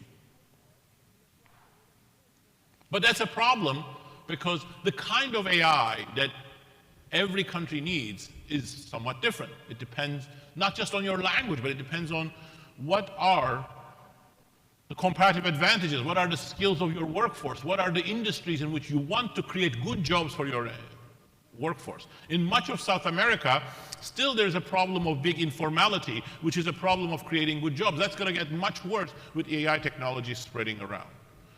So it is imperative, but actually also for workers in Western Europe and the United States, that AI goes in what I have called a pro-worker direction, a direction where it augments and amplifies workers' skills and becomes a vehicle for creating good jobs, not just automating work. But that's not the direction in which we're going. And I think a very important part of going in that direction is having more voice from the developing world. And nobody's going to listen to an individual country. They're not going to listen to Turkey. They're not going to listen to Indonesia. They're not going to listen to Mexico or Brazil or Chile. But if there was a more concerted voice, and perhaps OAS as well as other international organizations can play some of that role, then it becomes more likely that the coherent voice from the developing world will have more impact. But that's not all. There's another directional choice. It's not just in the domain of automation versus pro-worker, but it's also how do we use AI when it comes to communication.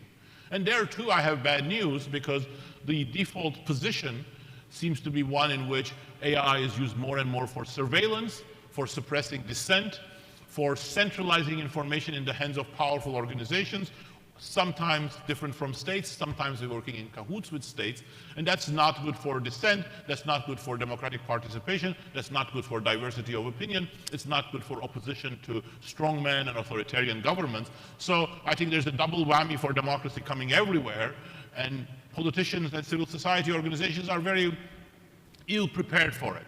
So we do need the Inter-American Democracy Charter. We do need it more than ever, but we also have to be realistic. We need to really redouble, triple double our efforts to defend democracy. It still remains the only game in town. If you want voice, if you want shared prosperity, if you want an environment in which human autonomy and human dignity are respected. But the next decade for democracy will be rocky. Thank you very much.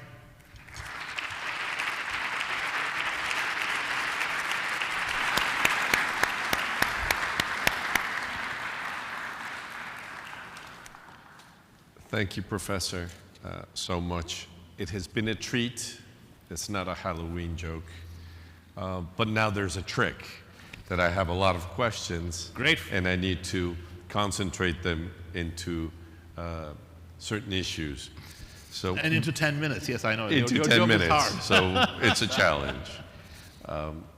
So one of the recurring questions that we got from the audience is, you spoke about how certain minorities or certain populations have been more affected than others, indigenous in the early centuries, but then how Latin America is getting older and there will be concerns with the age gaps.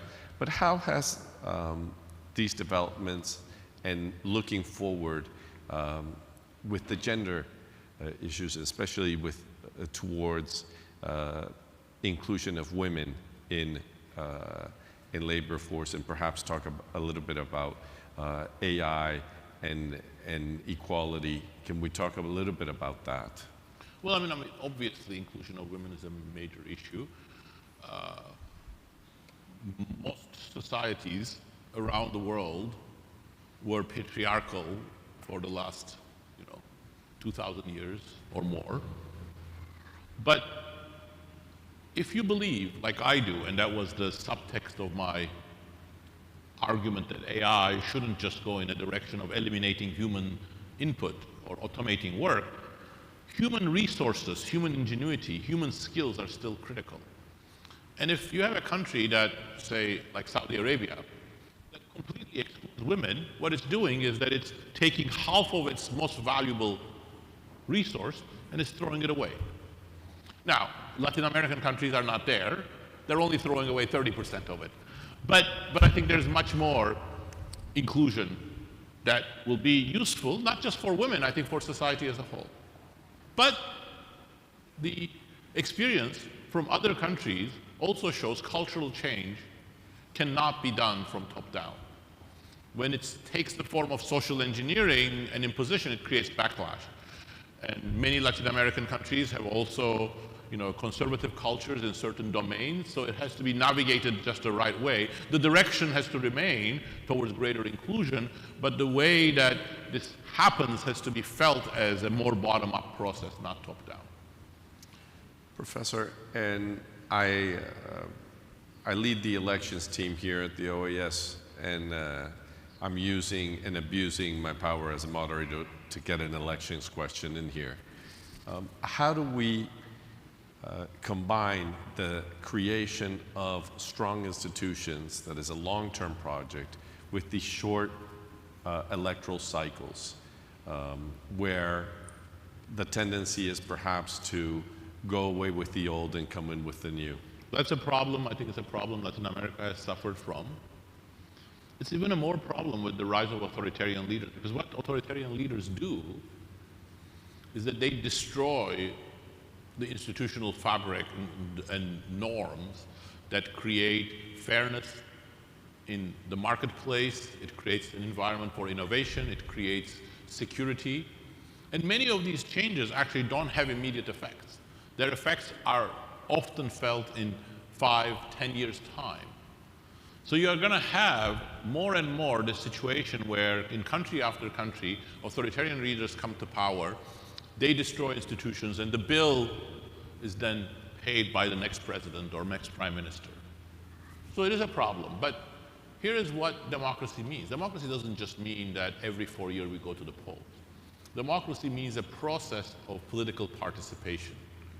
More broadly, civil society participation. And that's what, for example, we emphasized in the narrow corridor. And I think if you have that richer conception of democracy, you're a little more insured against this. Not completely, but you're a little. So I think in many Latin American countries, and in many other countries in the developing world, what you have seen is there's an acceptance of the electoral process.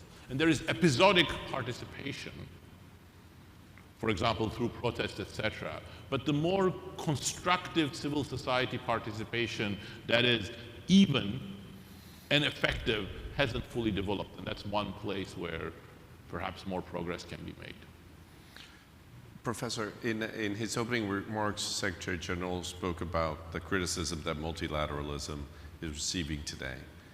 If you had a magic wand and you could say the OAS or the African Union or the EU, the Council of Europe, need to have 4 or 5 resolutions on these serious topics for the next year or 2 years, what would they be? Well, look, I think let's go back one step. The problems that the world faces that I described as epochal are all global. AI is global. The increasing power of multinational corporations that are able to skirt regulations, not pay taxes, that's a global problem. Climate change is global, demographic change is global. Pandemics are global, nuclear non-proliferation is global. So we need global governance. But our international organizations are all weak. We saw with the WHO, for example, during the COVID pandemic. We're seeing with the United Nations today, with Ukraine or with Israel-Palestine. International organizations are often weak. And there's a good reason for that. Politics is local. Politics emanates from the local on to the national level, and we haven't found a way of that transition from the national to the international. I don't think it's going to be easy. So we have to experiment, and the big success there is the European Union. It has many faults, it's committed some blunders, but the European Union remains a very important supranational institution. I think we need more of those. OAS, the African Union, I think they have to play more of that role. And I think in all of the areas that I mentioned, they need to articulate an umbrella position that reflects the broad interests of the developing world. Artificial intelligence, demographic change, multinational organizations. I think those are key. And of course, statements, they can only get you so far. But I think we have to start somewhere. Thank you so much, Professor. Would you do us the great honor of signing some books Of course, outside? I would be delighted. Thank you so much. Thank you. I'd also like to finish by just giving a shout out to the DECO team, and especially Yeruti Mendez back there. And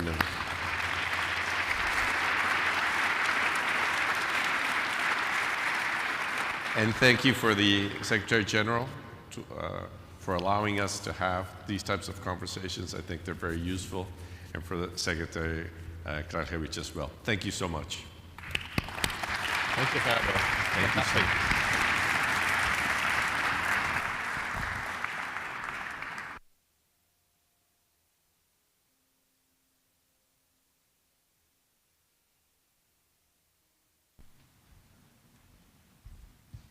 Thank you very much, Professor Asimoglu and Director De Casa, for such an inspiring exchange. Perhaps we can have another round of applause for them.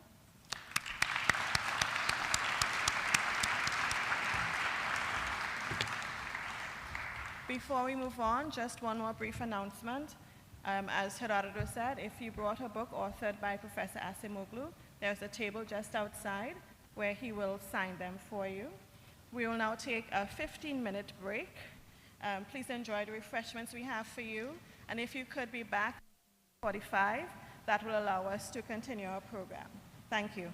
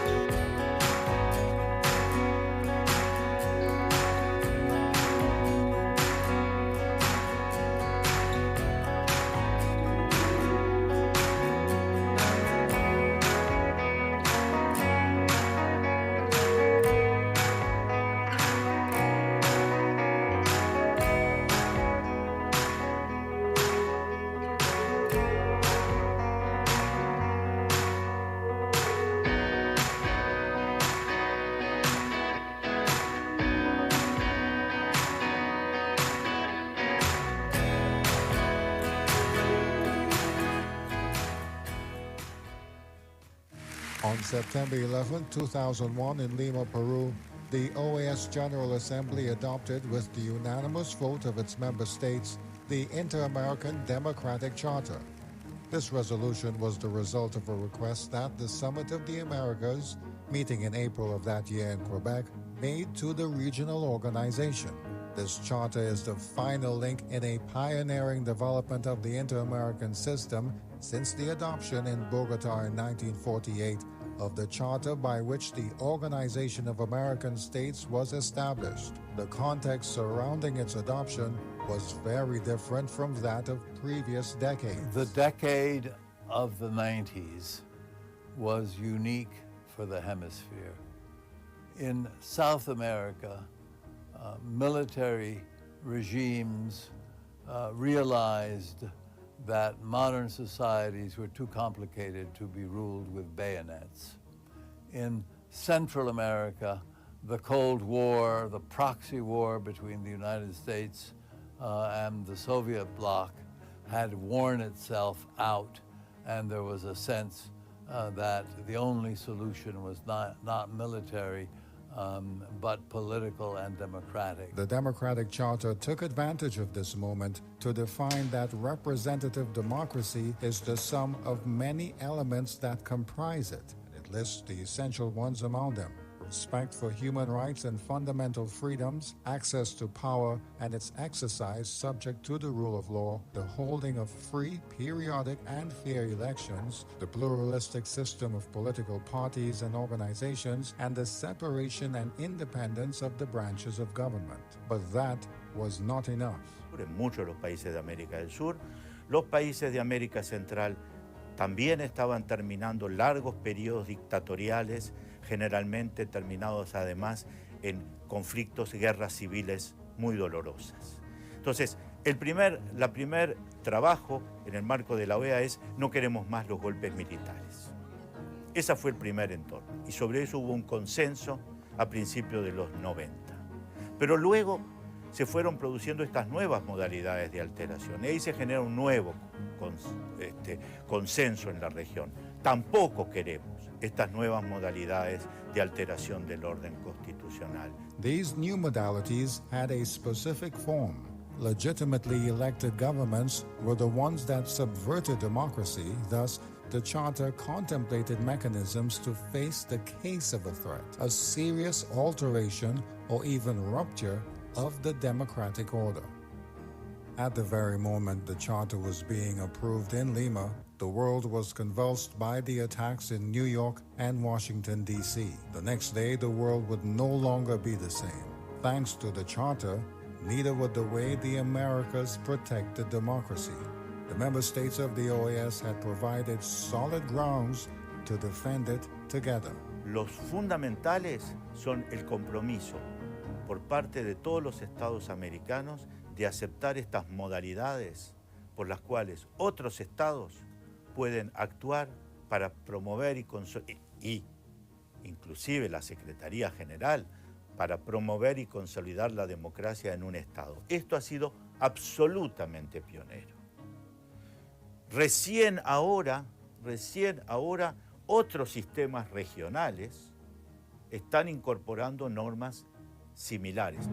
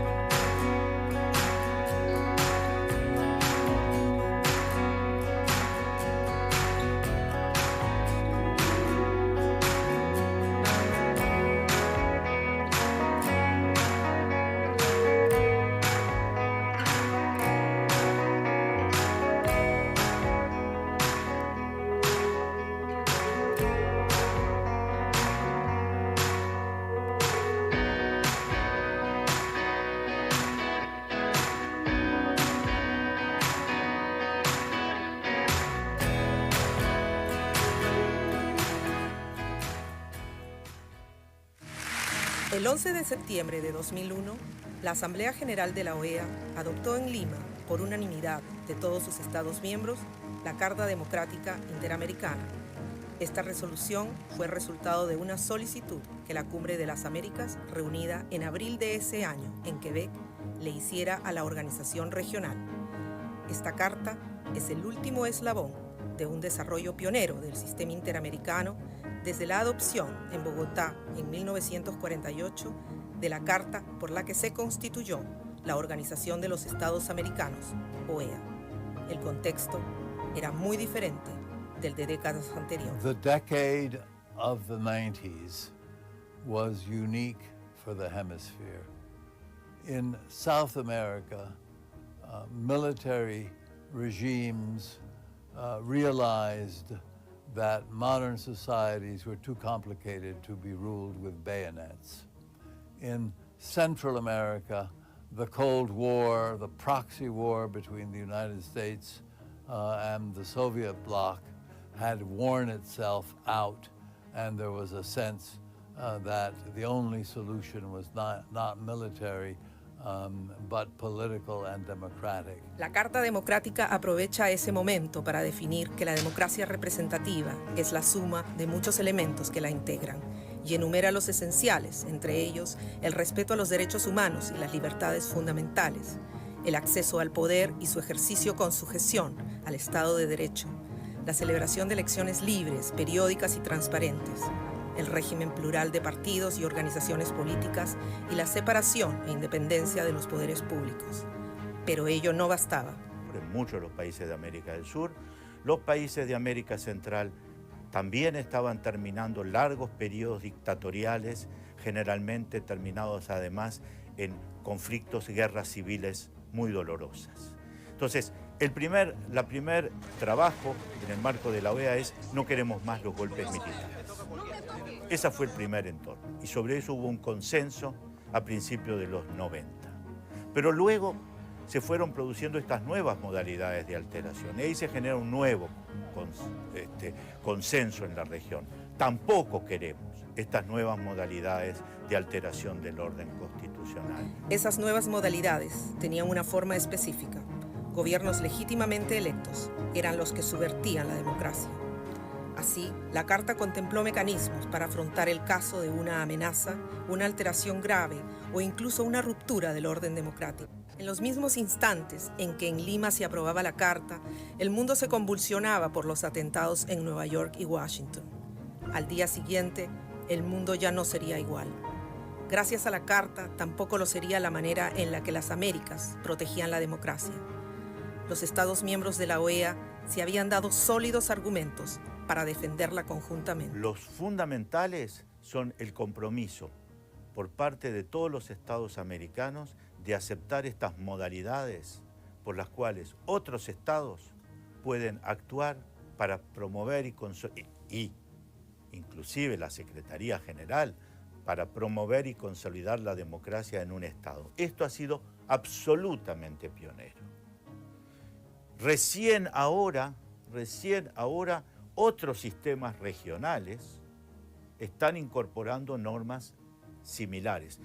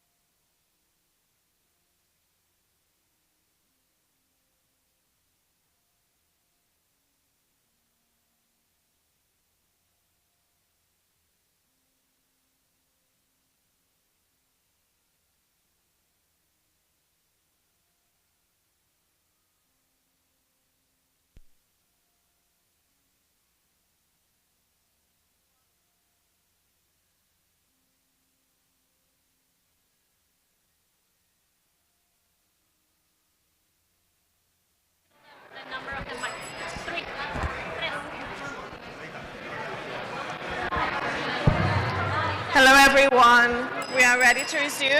If you could return to the room, we would be grateful. Thank you. Muy buenos días, se les invita a pasar a la sala. Vamos a continuar, por favor. Buenos días, pasemos a la sala para continuar.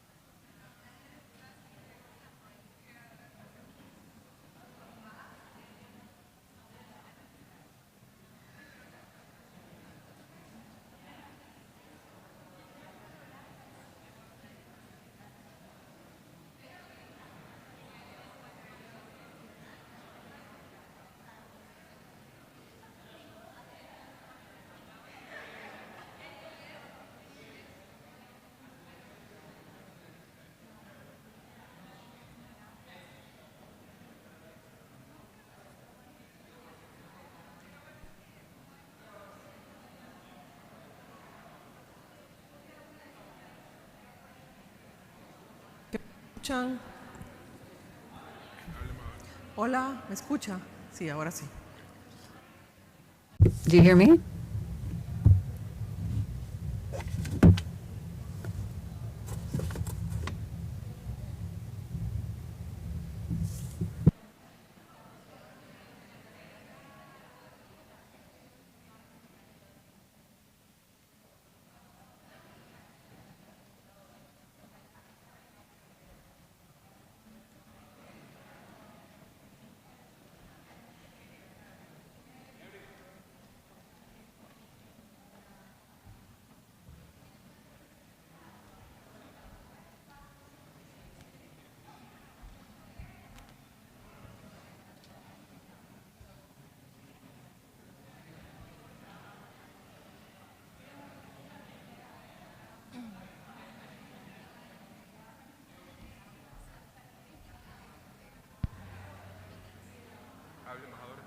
Hola, 1, 2, 3, 4.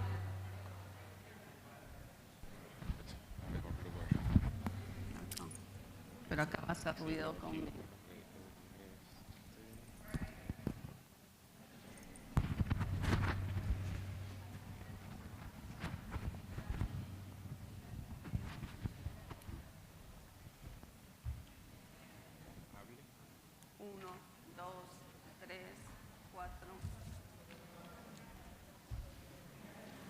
Siga un poquito.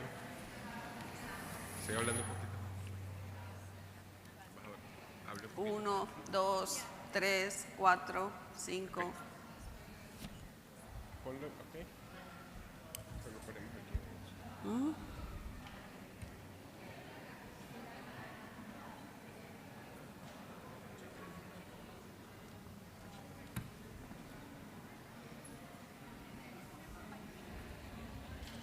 Are you Jason? Hola, un gusto.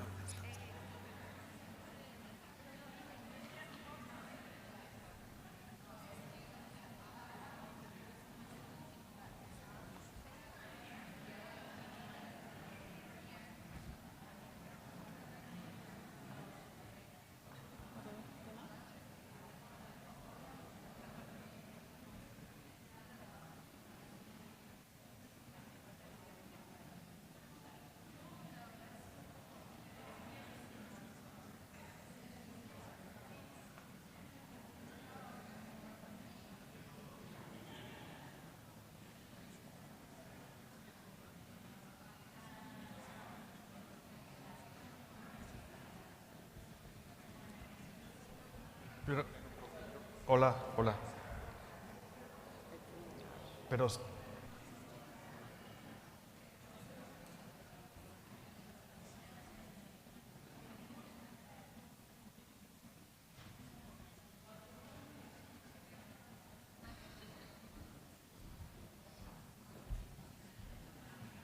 Ladies and gentlemen, we will now begin our next session.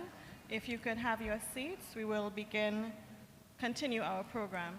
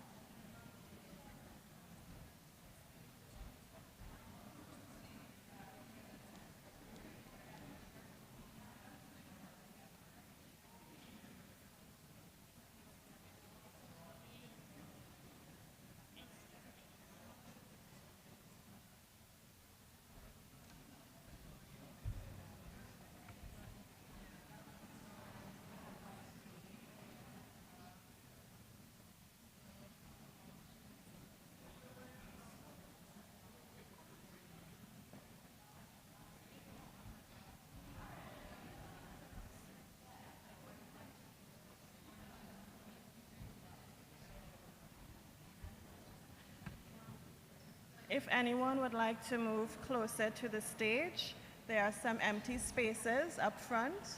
You're very welcome to come forward and fill them in if you would like.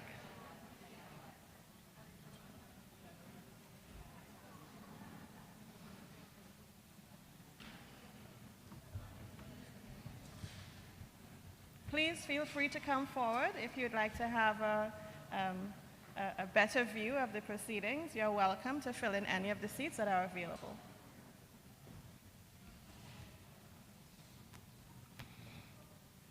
Our panel discussion is titled Delivering on Democracy, Pathways to Inclusive Growth and Institutional Resilience.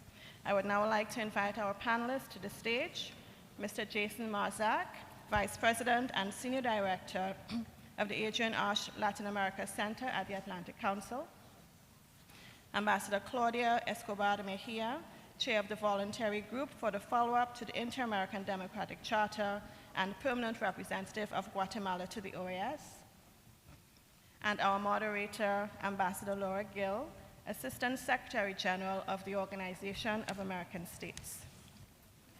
This conversation will take place in a dialogue format to promote an open and dynamic exchange. As a reminder, you can continue to use the note cards that were shared at the beginning of the session or are available at the sides of the room. It is now my pleasure to give the floor to Ambassador Laura Gill.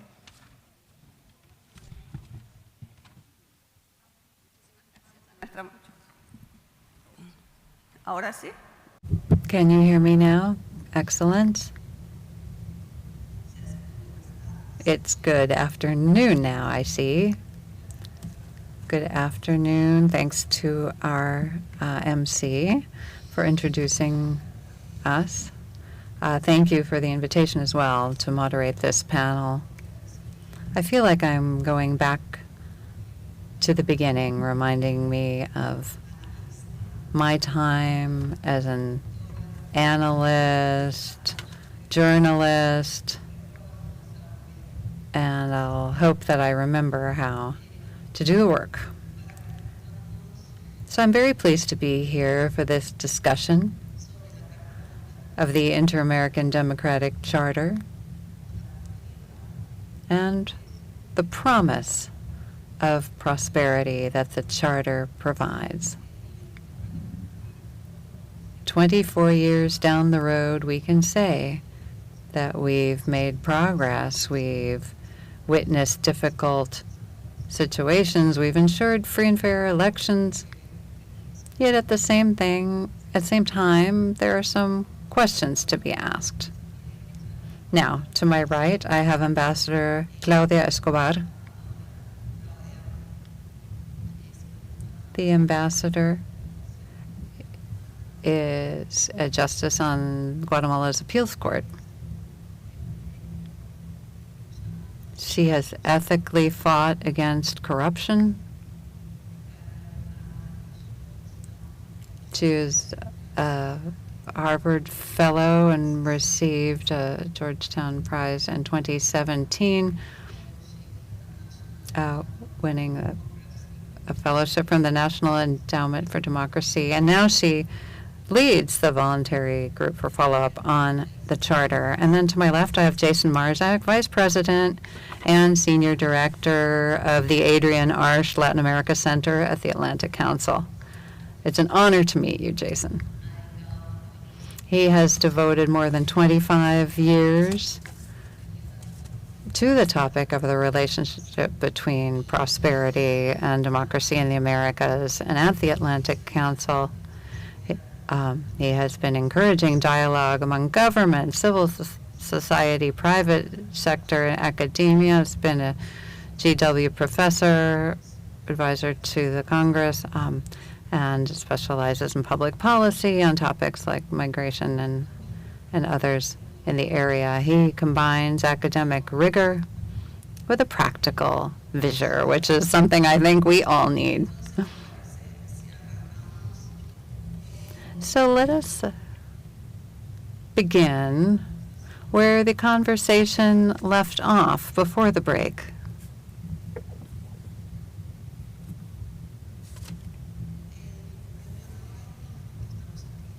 Our Nobel Prize winner told us we're at a time of crisis. It's not that other types of government would have done any better, but democracy is in crisis. And that crisis has made its way into multilateral venues as well. So given that backdrop, I have a quick question for both of you. When we look at the promise of the charter, in what areas has it failed? Where has it fallen short? Ambassador?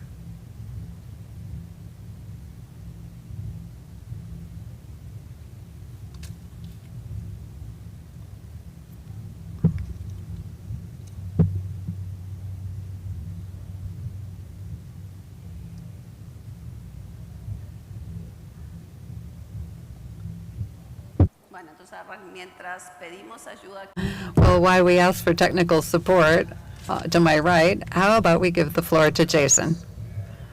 Okay, well, thank you, Ambassador. I'm so pleased to see Secretary General Ramdeen here for this session, and I commend you on having such an important discussion around the Inter-American Democratic Charter, since we are coming up on the big celebration next year of 25 years.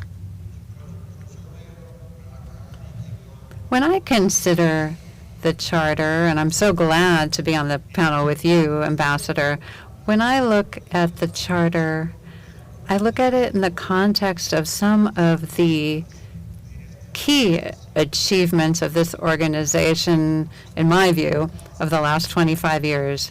And more importantly, as part of the Summits of the Americas process. We're about to have another summit in the Dominican Republic. I see the ambassador here. This has been a tangible deliverable of the summit's process.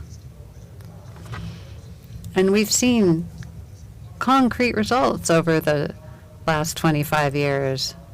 We saw how important it was in the implementation of some of the Articles 18, 20, 21 in that time span, and how it reinforces the importance of democracy, particularly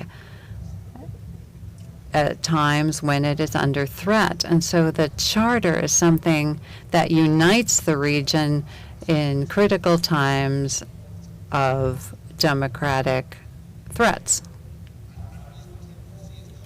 At the same time, yes, as we heard in the previous talk, well, actually, I heard two things there. I heard that we're in crisis, but I also heard that the next decade is going to be critical. So, being an optimist in life, I see opportunities over the next decade for seeing how we can update our democracies and upgrade multilateral institutions so that they can be more nimble and can better respond to the threats we're seeing around the world. Because as we heard in the last talk, these threats are not necessarily regional threats, they're global threats. And that then necessitates collaboration amongst the sub-regional institutions,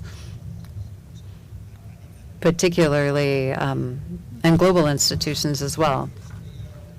And further, I think that citizens, as we also heard before, want to see concrete results. They want their governments to deliver.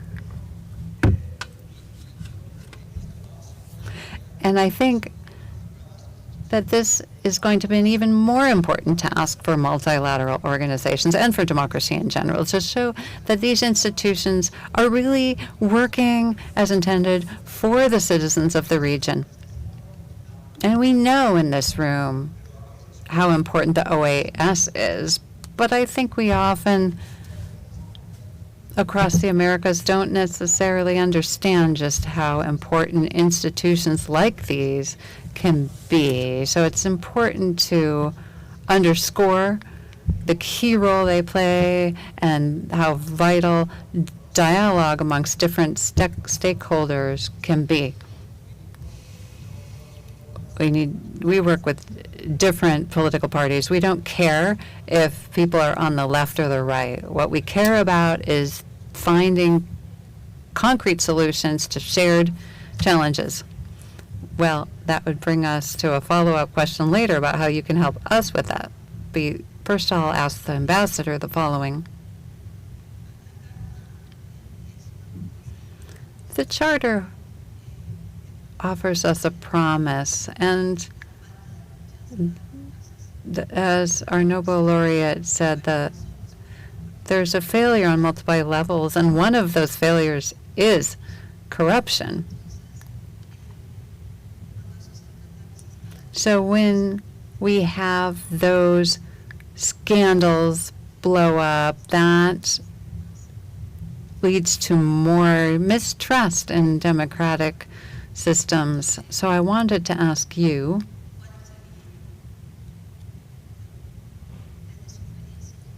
based on your judicial experience, what concrete steps would need to be taken in our hemisphere to enhance judicial independence, the fight against corruption,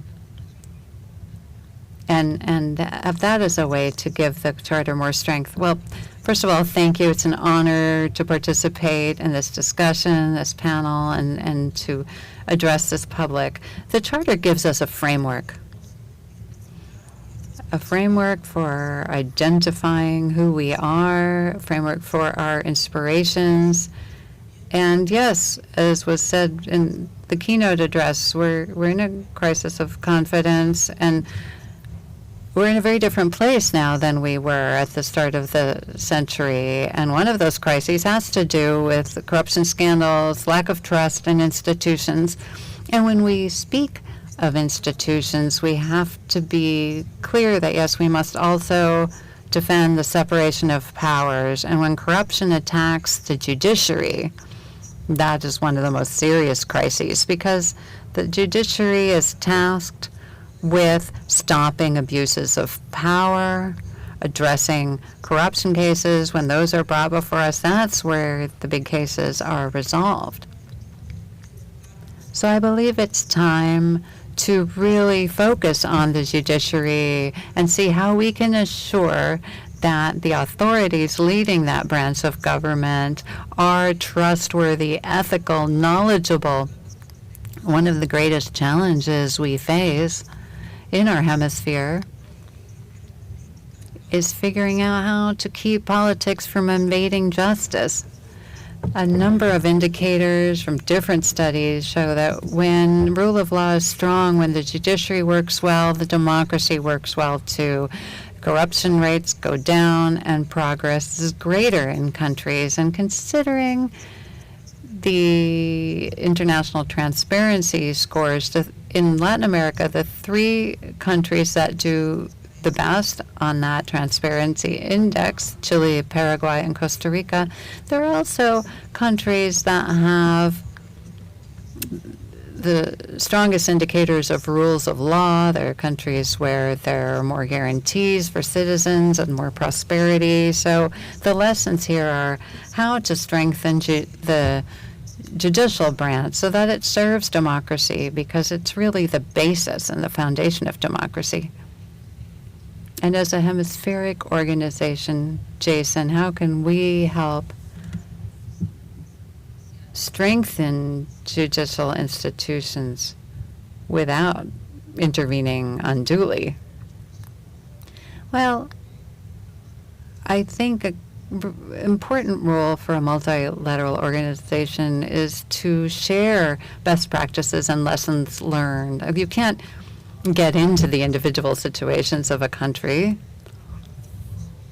but there's so much knowledge here at the OAS. So it's a matter of sharing the expertise, showing what works and what doesn't work in an area such as the judiciary. Now, when we were talking about global challenges that are already having an impact in the Americas and are expected to have an even greater impact in the future, talking about AI, the specter of natural disasters, the fragmentation in the world. We're just starting this, and so we're entering a new era of international relations, just as we entered a new phase after World War II. So institutions like the OAS have the opportunity to look at what is and what isn't working, and like other sub-regions, work on that and draw lessons learned to be shared across the Americas. The Nobel laureate discussed 3 major challenges: demographic change, climate change, and AI.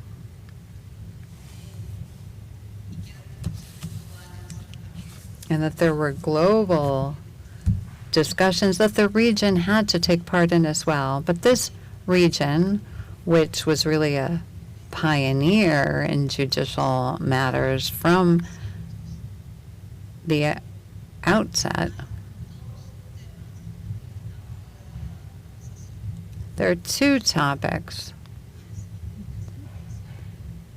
that he mentioned that are key. One is AI, but I would add one more, which is actually spatial matters, spatial issues. How can we bring our members together and get them to engage in the global discussions on these new areas that are going to change our societies? One is AI, one is space exploration. Well, I think it's really essential to take advantage of the moment so that we're not just a rule taker but a rule maker. And in the past, the region has generally been a rule taker. Just the other day, I was writing an article on the last 30 years and how the Americas And Latin America and the Caribbean is more engaged in international global matters, trade, for instance.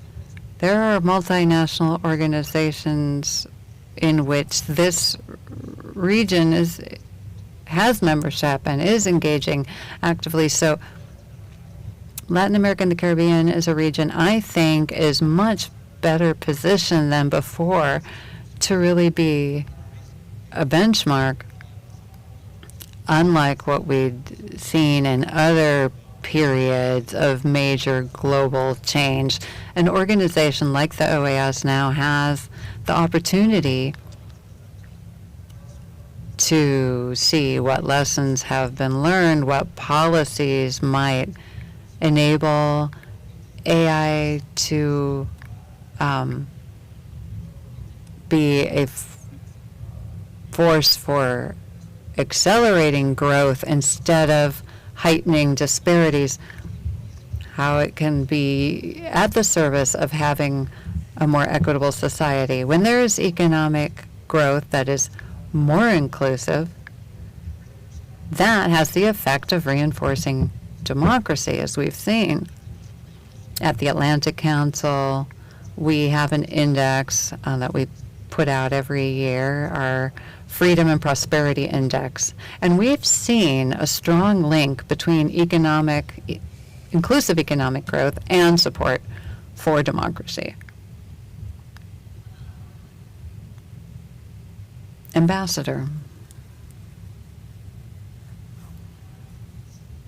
the word inclusion, participation, those words, these concepts, inclusion, engagement, they're key throughout the work of Doctors Acemoglu and Robinson. They're key in participatory, strong democracies. So I have a practical question for the OAS. In the relationship between states and civil society, I really wanted to ask both of you. In a region with citizens who are increasingly critical and demanding, how can you have a good relationship with civil society and have it be engaged, participatory, transformative, and get citizens engaged in these processes?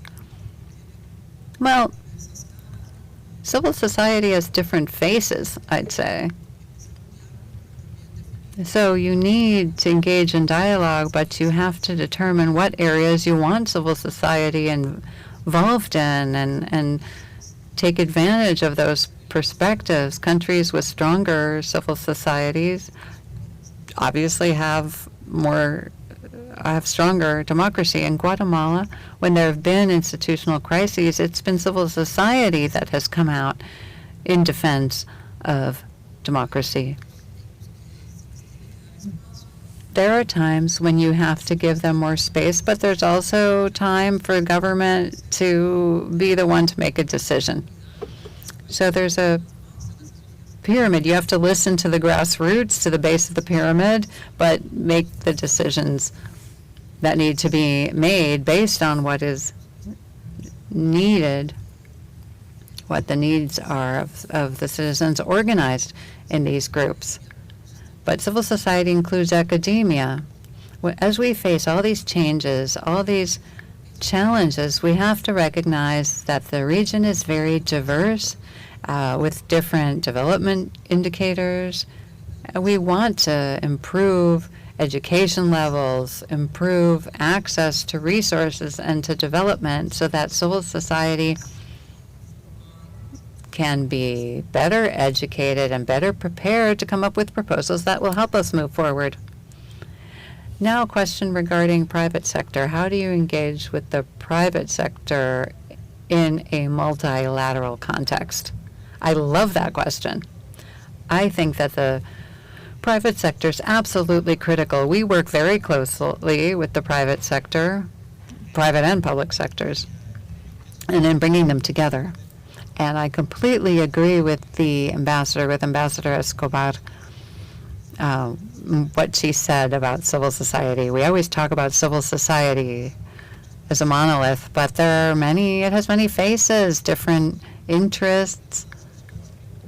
But I mention civil society because it's really important for there to be more forums for dialogue amongst civil society and between civil society and private sector and governments. The summits tend to have different forums, but I think what's missing is opportunities for all those stakeholders to get around the table, and not just for purposes of dialogue. There are many dialogues. People want just that. They want results. They want deliverables. They want to see the outcomes, because the world is facing a situation in which there are a number of serious challenges. So it's important to ask ourselves, why are we doing this? What is the point of this dialogue? What do we want the outcome to be? The role of the private sector here is absolutely fundamental, because the private sector works very closely with people and can work even more closely with the public sector. And the private sector, of course, has different interests from those of government. But I think that the two have shared priorities. They want economic growth. They want the rule of law. They want clear rules of the game for the private sector so that they can do business and so they can invest. But for the government, it's important as well. It's easier for everyone when the rules are clear. So in general terms, I think that there's a great deal of overlap between what governments are generally working toward for the benefit of society and what private sector is doing. Not that the private sector is working for the welfare of society as a whole, but yes, they're working towards growth, economic growth, because that has implications for their ability to do business and to invest more in their countries. Thank you for that. That deeper dialogue with external stakeholders, I think, is a pending task for us, and it might be a way out of all of this questioning of multilateralism. I have a question now for the ambassador. You are now heading up the voluntary group on follow-up of the charter. What plans do you have for this next period in which you're heading the group? Well, the group has a plan that was approved 2 years ago, a plan that sets forth a number of priorities. The idea is to continue with the effort to share best practices. Those countries that have succeeded in strengthening their democracies, what have they done? What did they do right? What can we learn from them? We need to have more South-South exchanges. I think that's very appropriate. I think the group needs to be strengthened by including additional members that are not part of it now. I'd say that's a priority, to bring those states into the voluntary follow-up group so that all states are represented. I think we need to have these discussions broadly so that we're all on the same page. The charter represents a time when we all agreed on the principles that we needed to defend and advocate for, and I think that that discussion at that level should continue.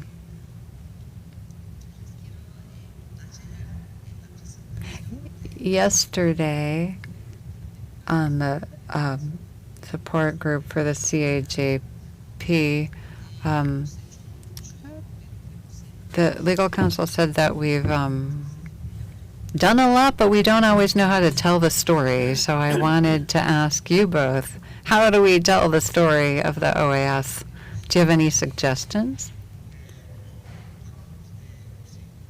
Well, yes, I could share a few ideas from my outsider perspective. Of course, and I'm not aware of everything the OAS is doing, so I wouldn't be the one to tell the story of its achievements. But in communications, it's important to understand that the means of communication are changing.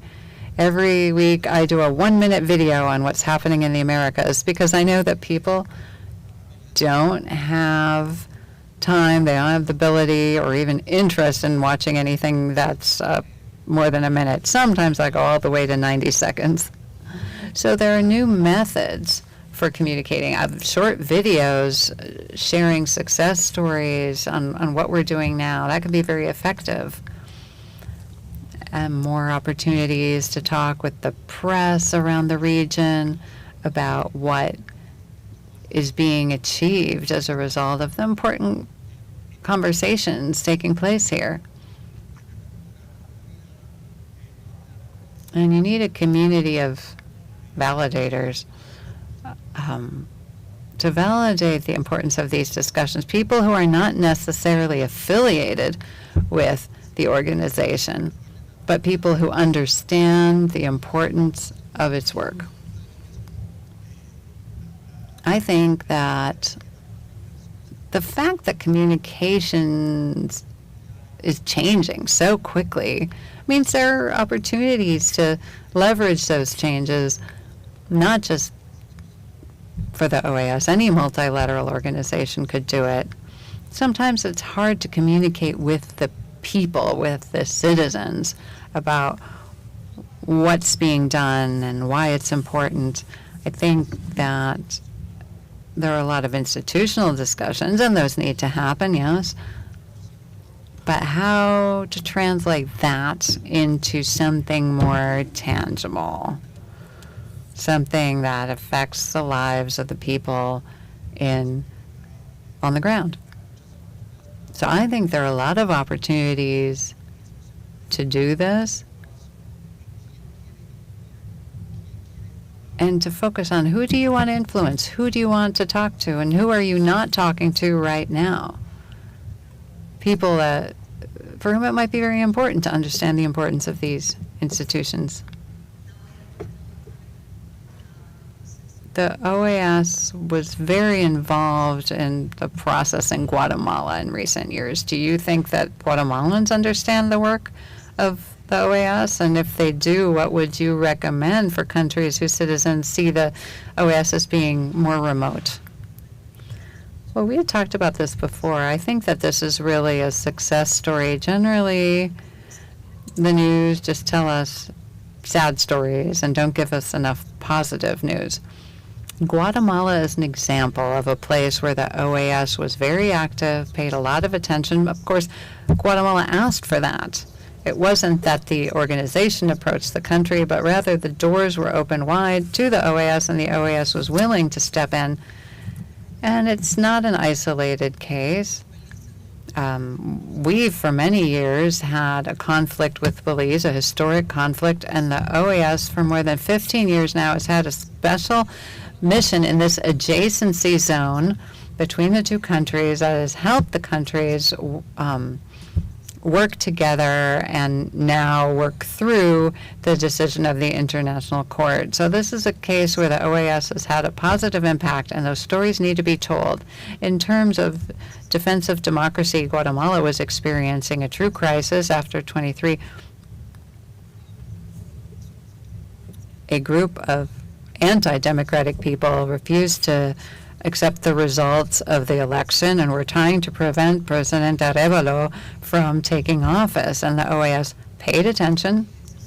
More than 10 special sessions of the Permanent Council were held, and the Secretary General visited the country, the ambassadors visited the country, helping the citizens who were defending the outcome of the election, and in the end there was a peaceful transition. Guatemala has more than 40 years now of democracy, and at that critical moment the support of the OAS was key. So I would invite other countries should they have internal problems, to turn to this organization to which we all belong and ask for that support, the support ultimately of the other countries who ultimately have an interest in seeing that we don't see another country lost, another democracy lost. There are 3 countries of the region who are no longer part of the forum, and we don't want to see any more backsliding in the region. Thank you.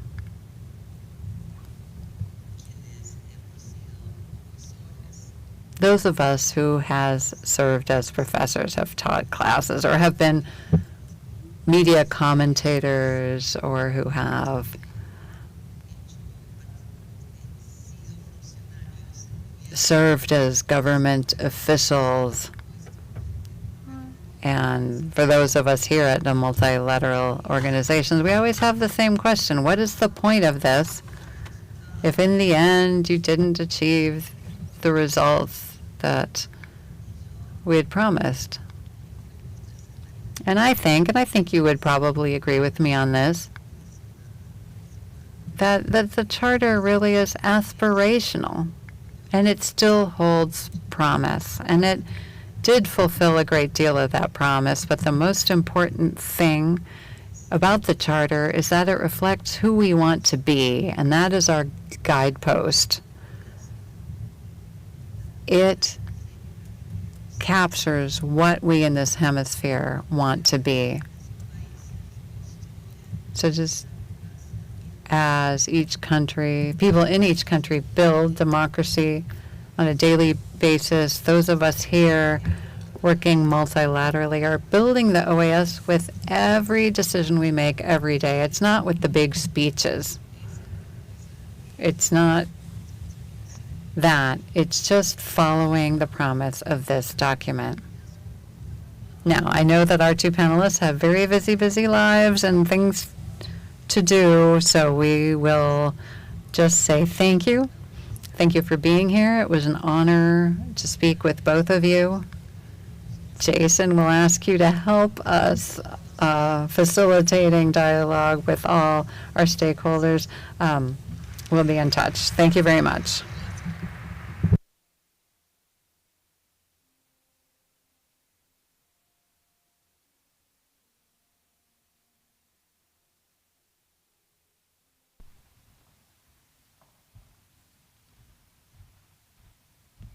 Thank you to our panelists and to Ambassador Gill for such an insightful dialogue.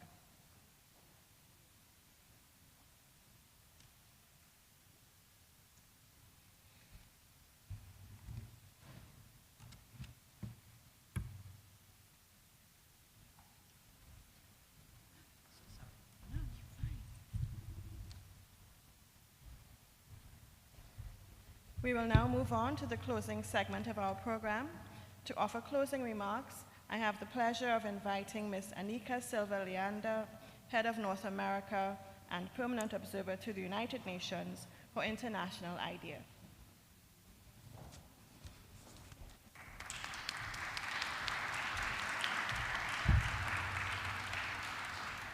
Excelencias, distinguidos colegas. Your Excellencies, distinguished colleagues. Of today's gathering, I want to begin by thanking the Organization of American States, the Embassy of Switzerland, and all the distinguished speakers and participants who have made this discussion so rich, so relevant, and so necessary. It has been an honor for International IDEA to co-organize this important event and discussion. I represent International IDEA, which is an intergovernmental organization with 35 member states, and we have the mandate to strengthen democracy worldwide. 10 of our member states are also member states of the OAS. Switzerland is currently the chair of the Council of Member States of International IDEA, and I want to extend a warm thanks to Switzerland for its steadfast support over the past year. We are a think and a do tank, and we produce global comparative knowledge on democracy. We convene democratic reformers across regions and sectors, and we provide technical assistance on democratic reforms to more than 60 countries around the world. We also advocate for democracy in multilateral fora. And this year, we also celebrate our 30th anniversary. at a difficult time for democracy, as we have discussed today. But today we have also celebrated. We have celebrated the enduring promise of the Inter-American Democratic Charter. We have celebrated that democracy and prosperity, and we have acknowledged that they are inseparable, and that human dignity and freedom remain the foundation of peace and progress in the Americas. That promise is as urgent today as it was 24 years ago when the Charter was adopted, and perhaps even more so. Across the hemisphere, citizens are demanding that governments listen, that institutions work, and that democracies deliver. Our Global State of Democracy report paints a stark picture. Democracy is declining worldwide, across both established and newer democracies. Yet we know, and we have confirmed today, that democracy remains the best framework for achieving sustainable, equitable, and inclusive development. Our latest report, set for release next week ahead of the World Social Summit in Doha, examines the vital link between democracy, social development, and prosperity. And the findings of our report echo today's discussion. Democracy is more than a political system. It is a driver of social and economic prosperity. But when it fails to deliver, public trust erodes. Using our Global State of Democracy indices, our data show that democracies outperform authoritarian regimes on nearly every measure of human well-being. Levels of gender and social equality are almost 50% higher in democracies. Basic welfare like education, health, social protection is 30% higher, and corruption is half as prevalent. Our data also shows that when democracy deepens, equality expands. Where institutions are transparent and accountable, trust grows. And where citizens participate meaningfully, societies become more resilient, more cohesive, and more prosperous. But our findings also carry a warning. When democracy weakens, these gains unravel fast. Corruption rises, inequality widens, civic trust collapses, and the social contract erodes. And we have seen this pattern too often in recent years, including in the Americas. The good news is that the Americas still hold enormous democratic potential. Many of the countries have built institutions that are models for electoral integrity, gender inclusion, and participatory governance. Yet they also face common challenges: democratic fatigue, inequality, disinformation, and the corrosive effects of corruption. The task before us is not only to defend democracy, but to renew its capacity to deliver. And that means investing in the institutions that safeguard it: electoral management bodies, parliaments, courts, and civil society. It also means rethinking how we invest in democratic resilience. As our research suggests, democracy is a form of infrastructure. It underpins everything else we build: security, prosperity, and peace. And it deserves the same attention, investment, and innovation that we devote to roads, to energy, to defense. And here in the Americas, we have the frameworks, we have the expertise, and we have the shared history to lead this renewal. And the Inter-American Democratic Charter remains one of the strongest regional compacts for democracy in the world. Its principles have guided transitions, mediated crisis, and inspired reform. But the Charter's real promise lies in how we carry it forward, how we translate its word into action that citizens can feel in their daily lives: fairer economies, safer communities, more inclusive representation, and greater trust in the institutions that serve them. International IDEA is proud to stand beside the OAS, member states, and civil society across this hemisphere and globally in advancing that mission. We will continue to provide the data, the analysis, the policy support that help democracies deliver, not just elections, but equality, not just institutions, but inclusions, not just stability, but shared prosperity. So let this anniversary, a double anniversary, renew our resolve to make democracy deliver dignity, justice, and opportunity for all. Thank you.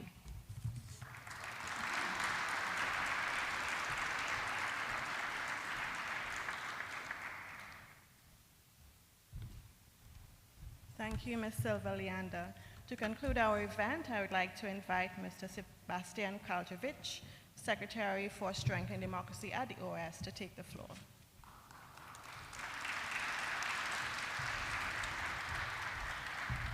Muchas gracias. Thank you very much for being here this morning. Thank you to Switzerland for making this event possible. Thank you to IDEA. Thank you to each and every one of you for your kind words about this event. I have only been in my current post for 100 days. I really want to applaud the whole team that made this possible.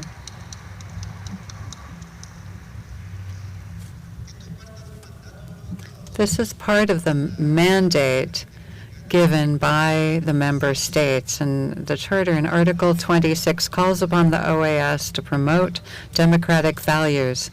As we've discussed today, there are challenges. Professor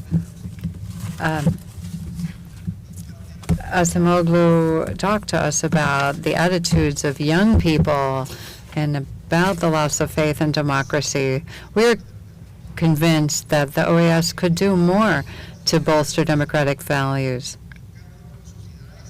In our societies, there's growing polarization.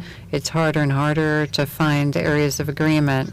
But the OAS comes from a different place, from a multilateral perspective, and it doesn't have to take sides, and that means that we can encourage dialogue, and we're going to work much more. We're going to raising the bar. We've got the 25th anniversary coming next year. But do follow along with what we're doing over the next year, because we plan to do much more. The promise of democracy needs to be delivered upon, especially amongst young people. We need to be able to have new leadership to open up the doors to consensus. That's what we want to do, particularly looking ahead to the Charter's 25th anniversary. So we're going to keep at it, but do more than ever. Thank you so much for your presence, for your commitment, and for working every day to make democracy better in our region.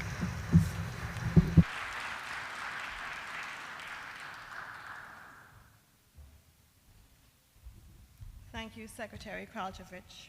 Before we close, I would like to reiterate, on behalf of the Organization of American States, our sincere gratitude to the Embassy of Switzerland to the United States for their generous support and collaboration in making this event possible.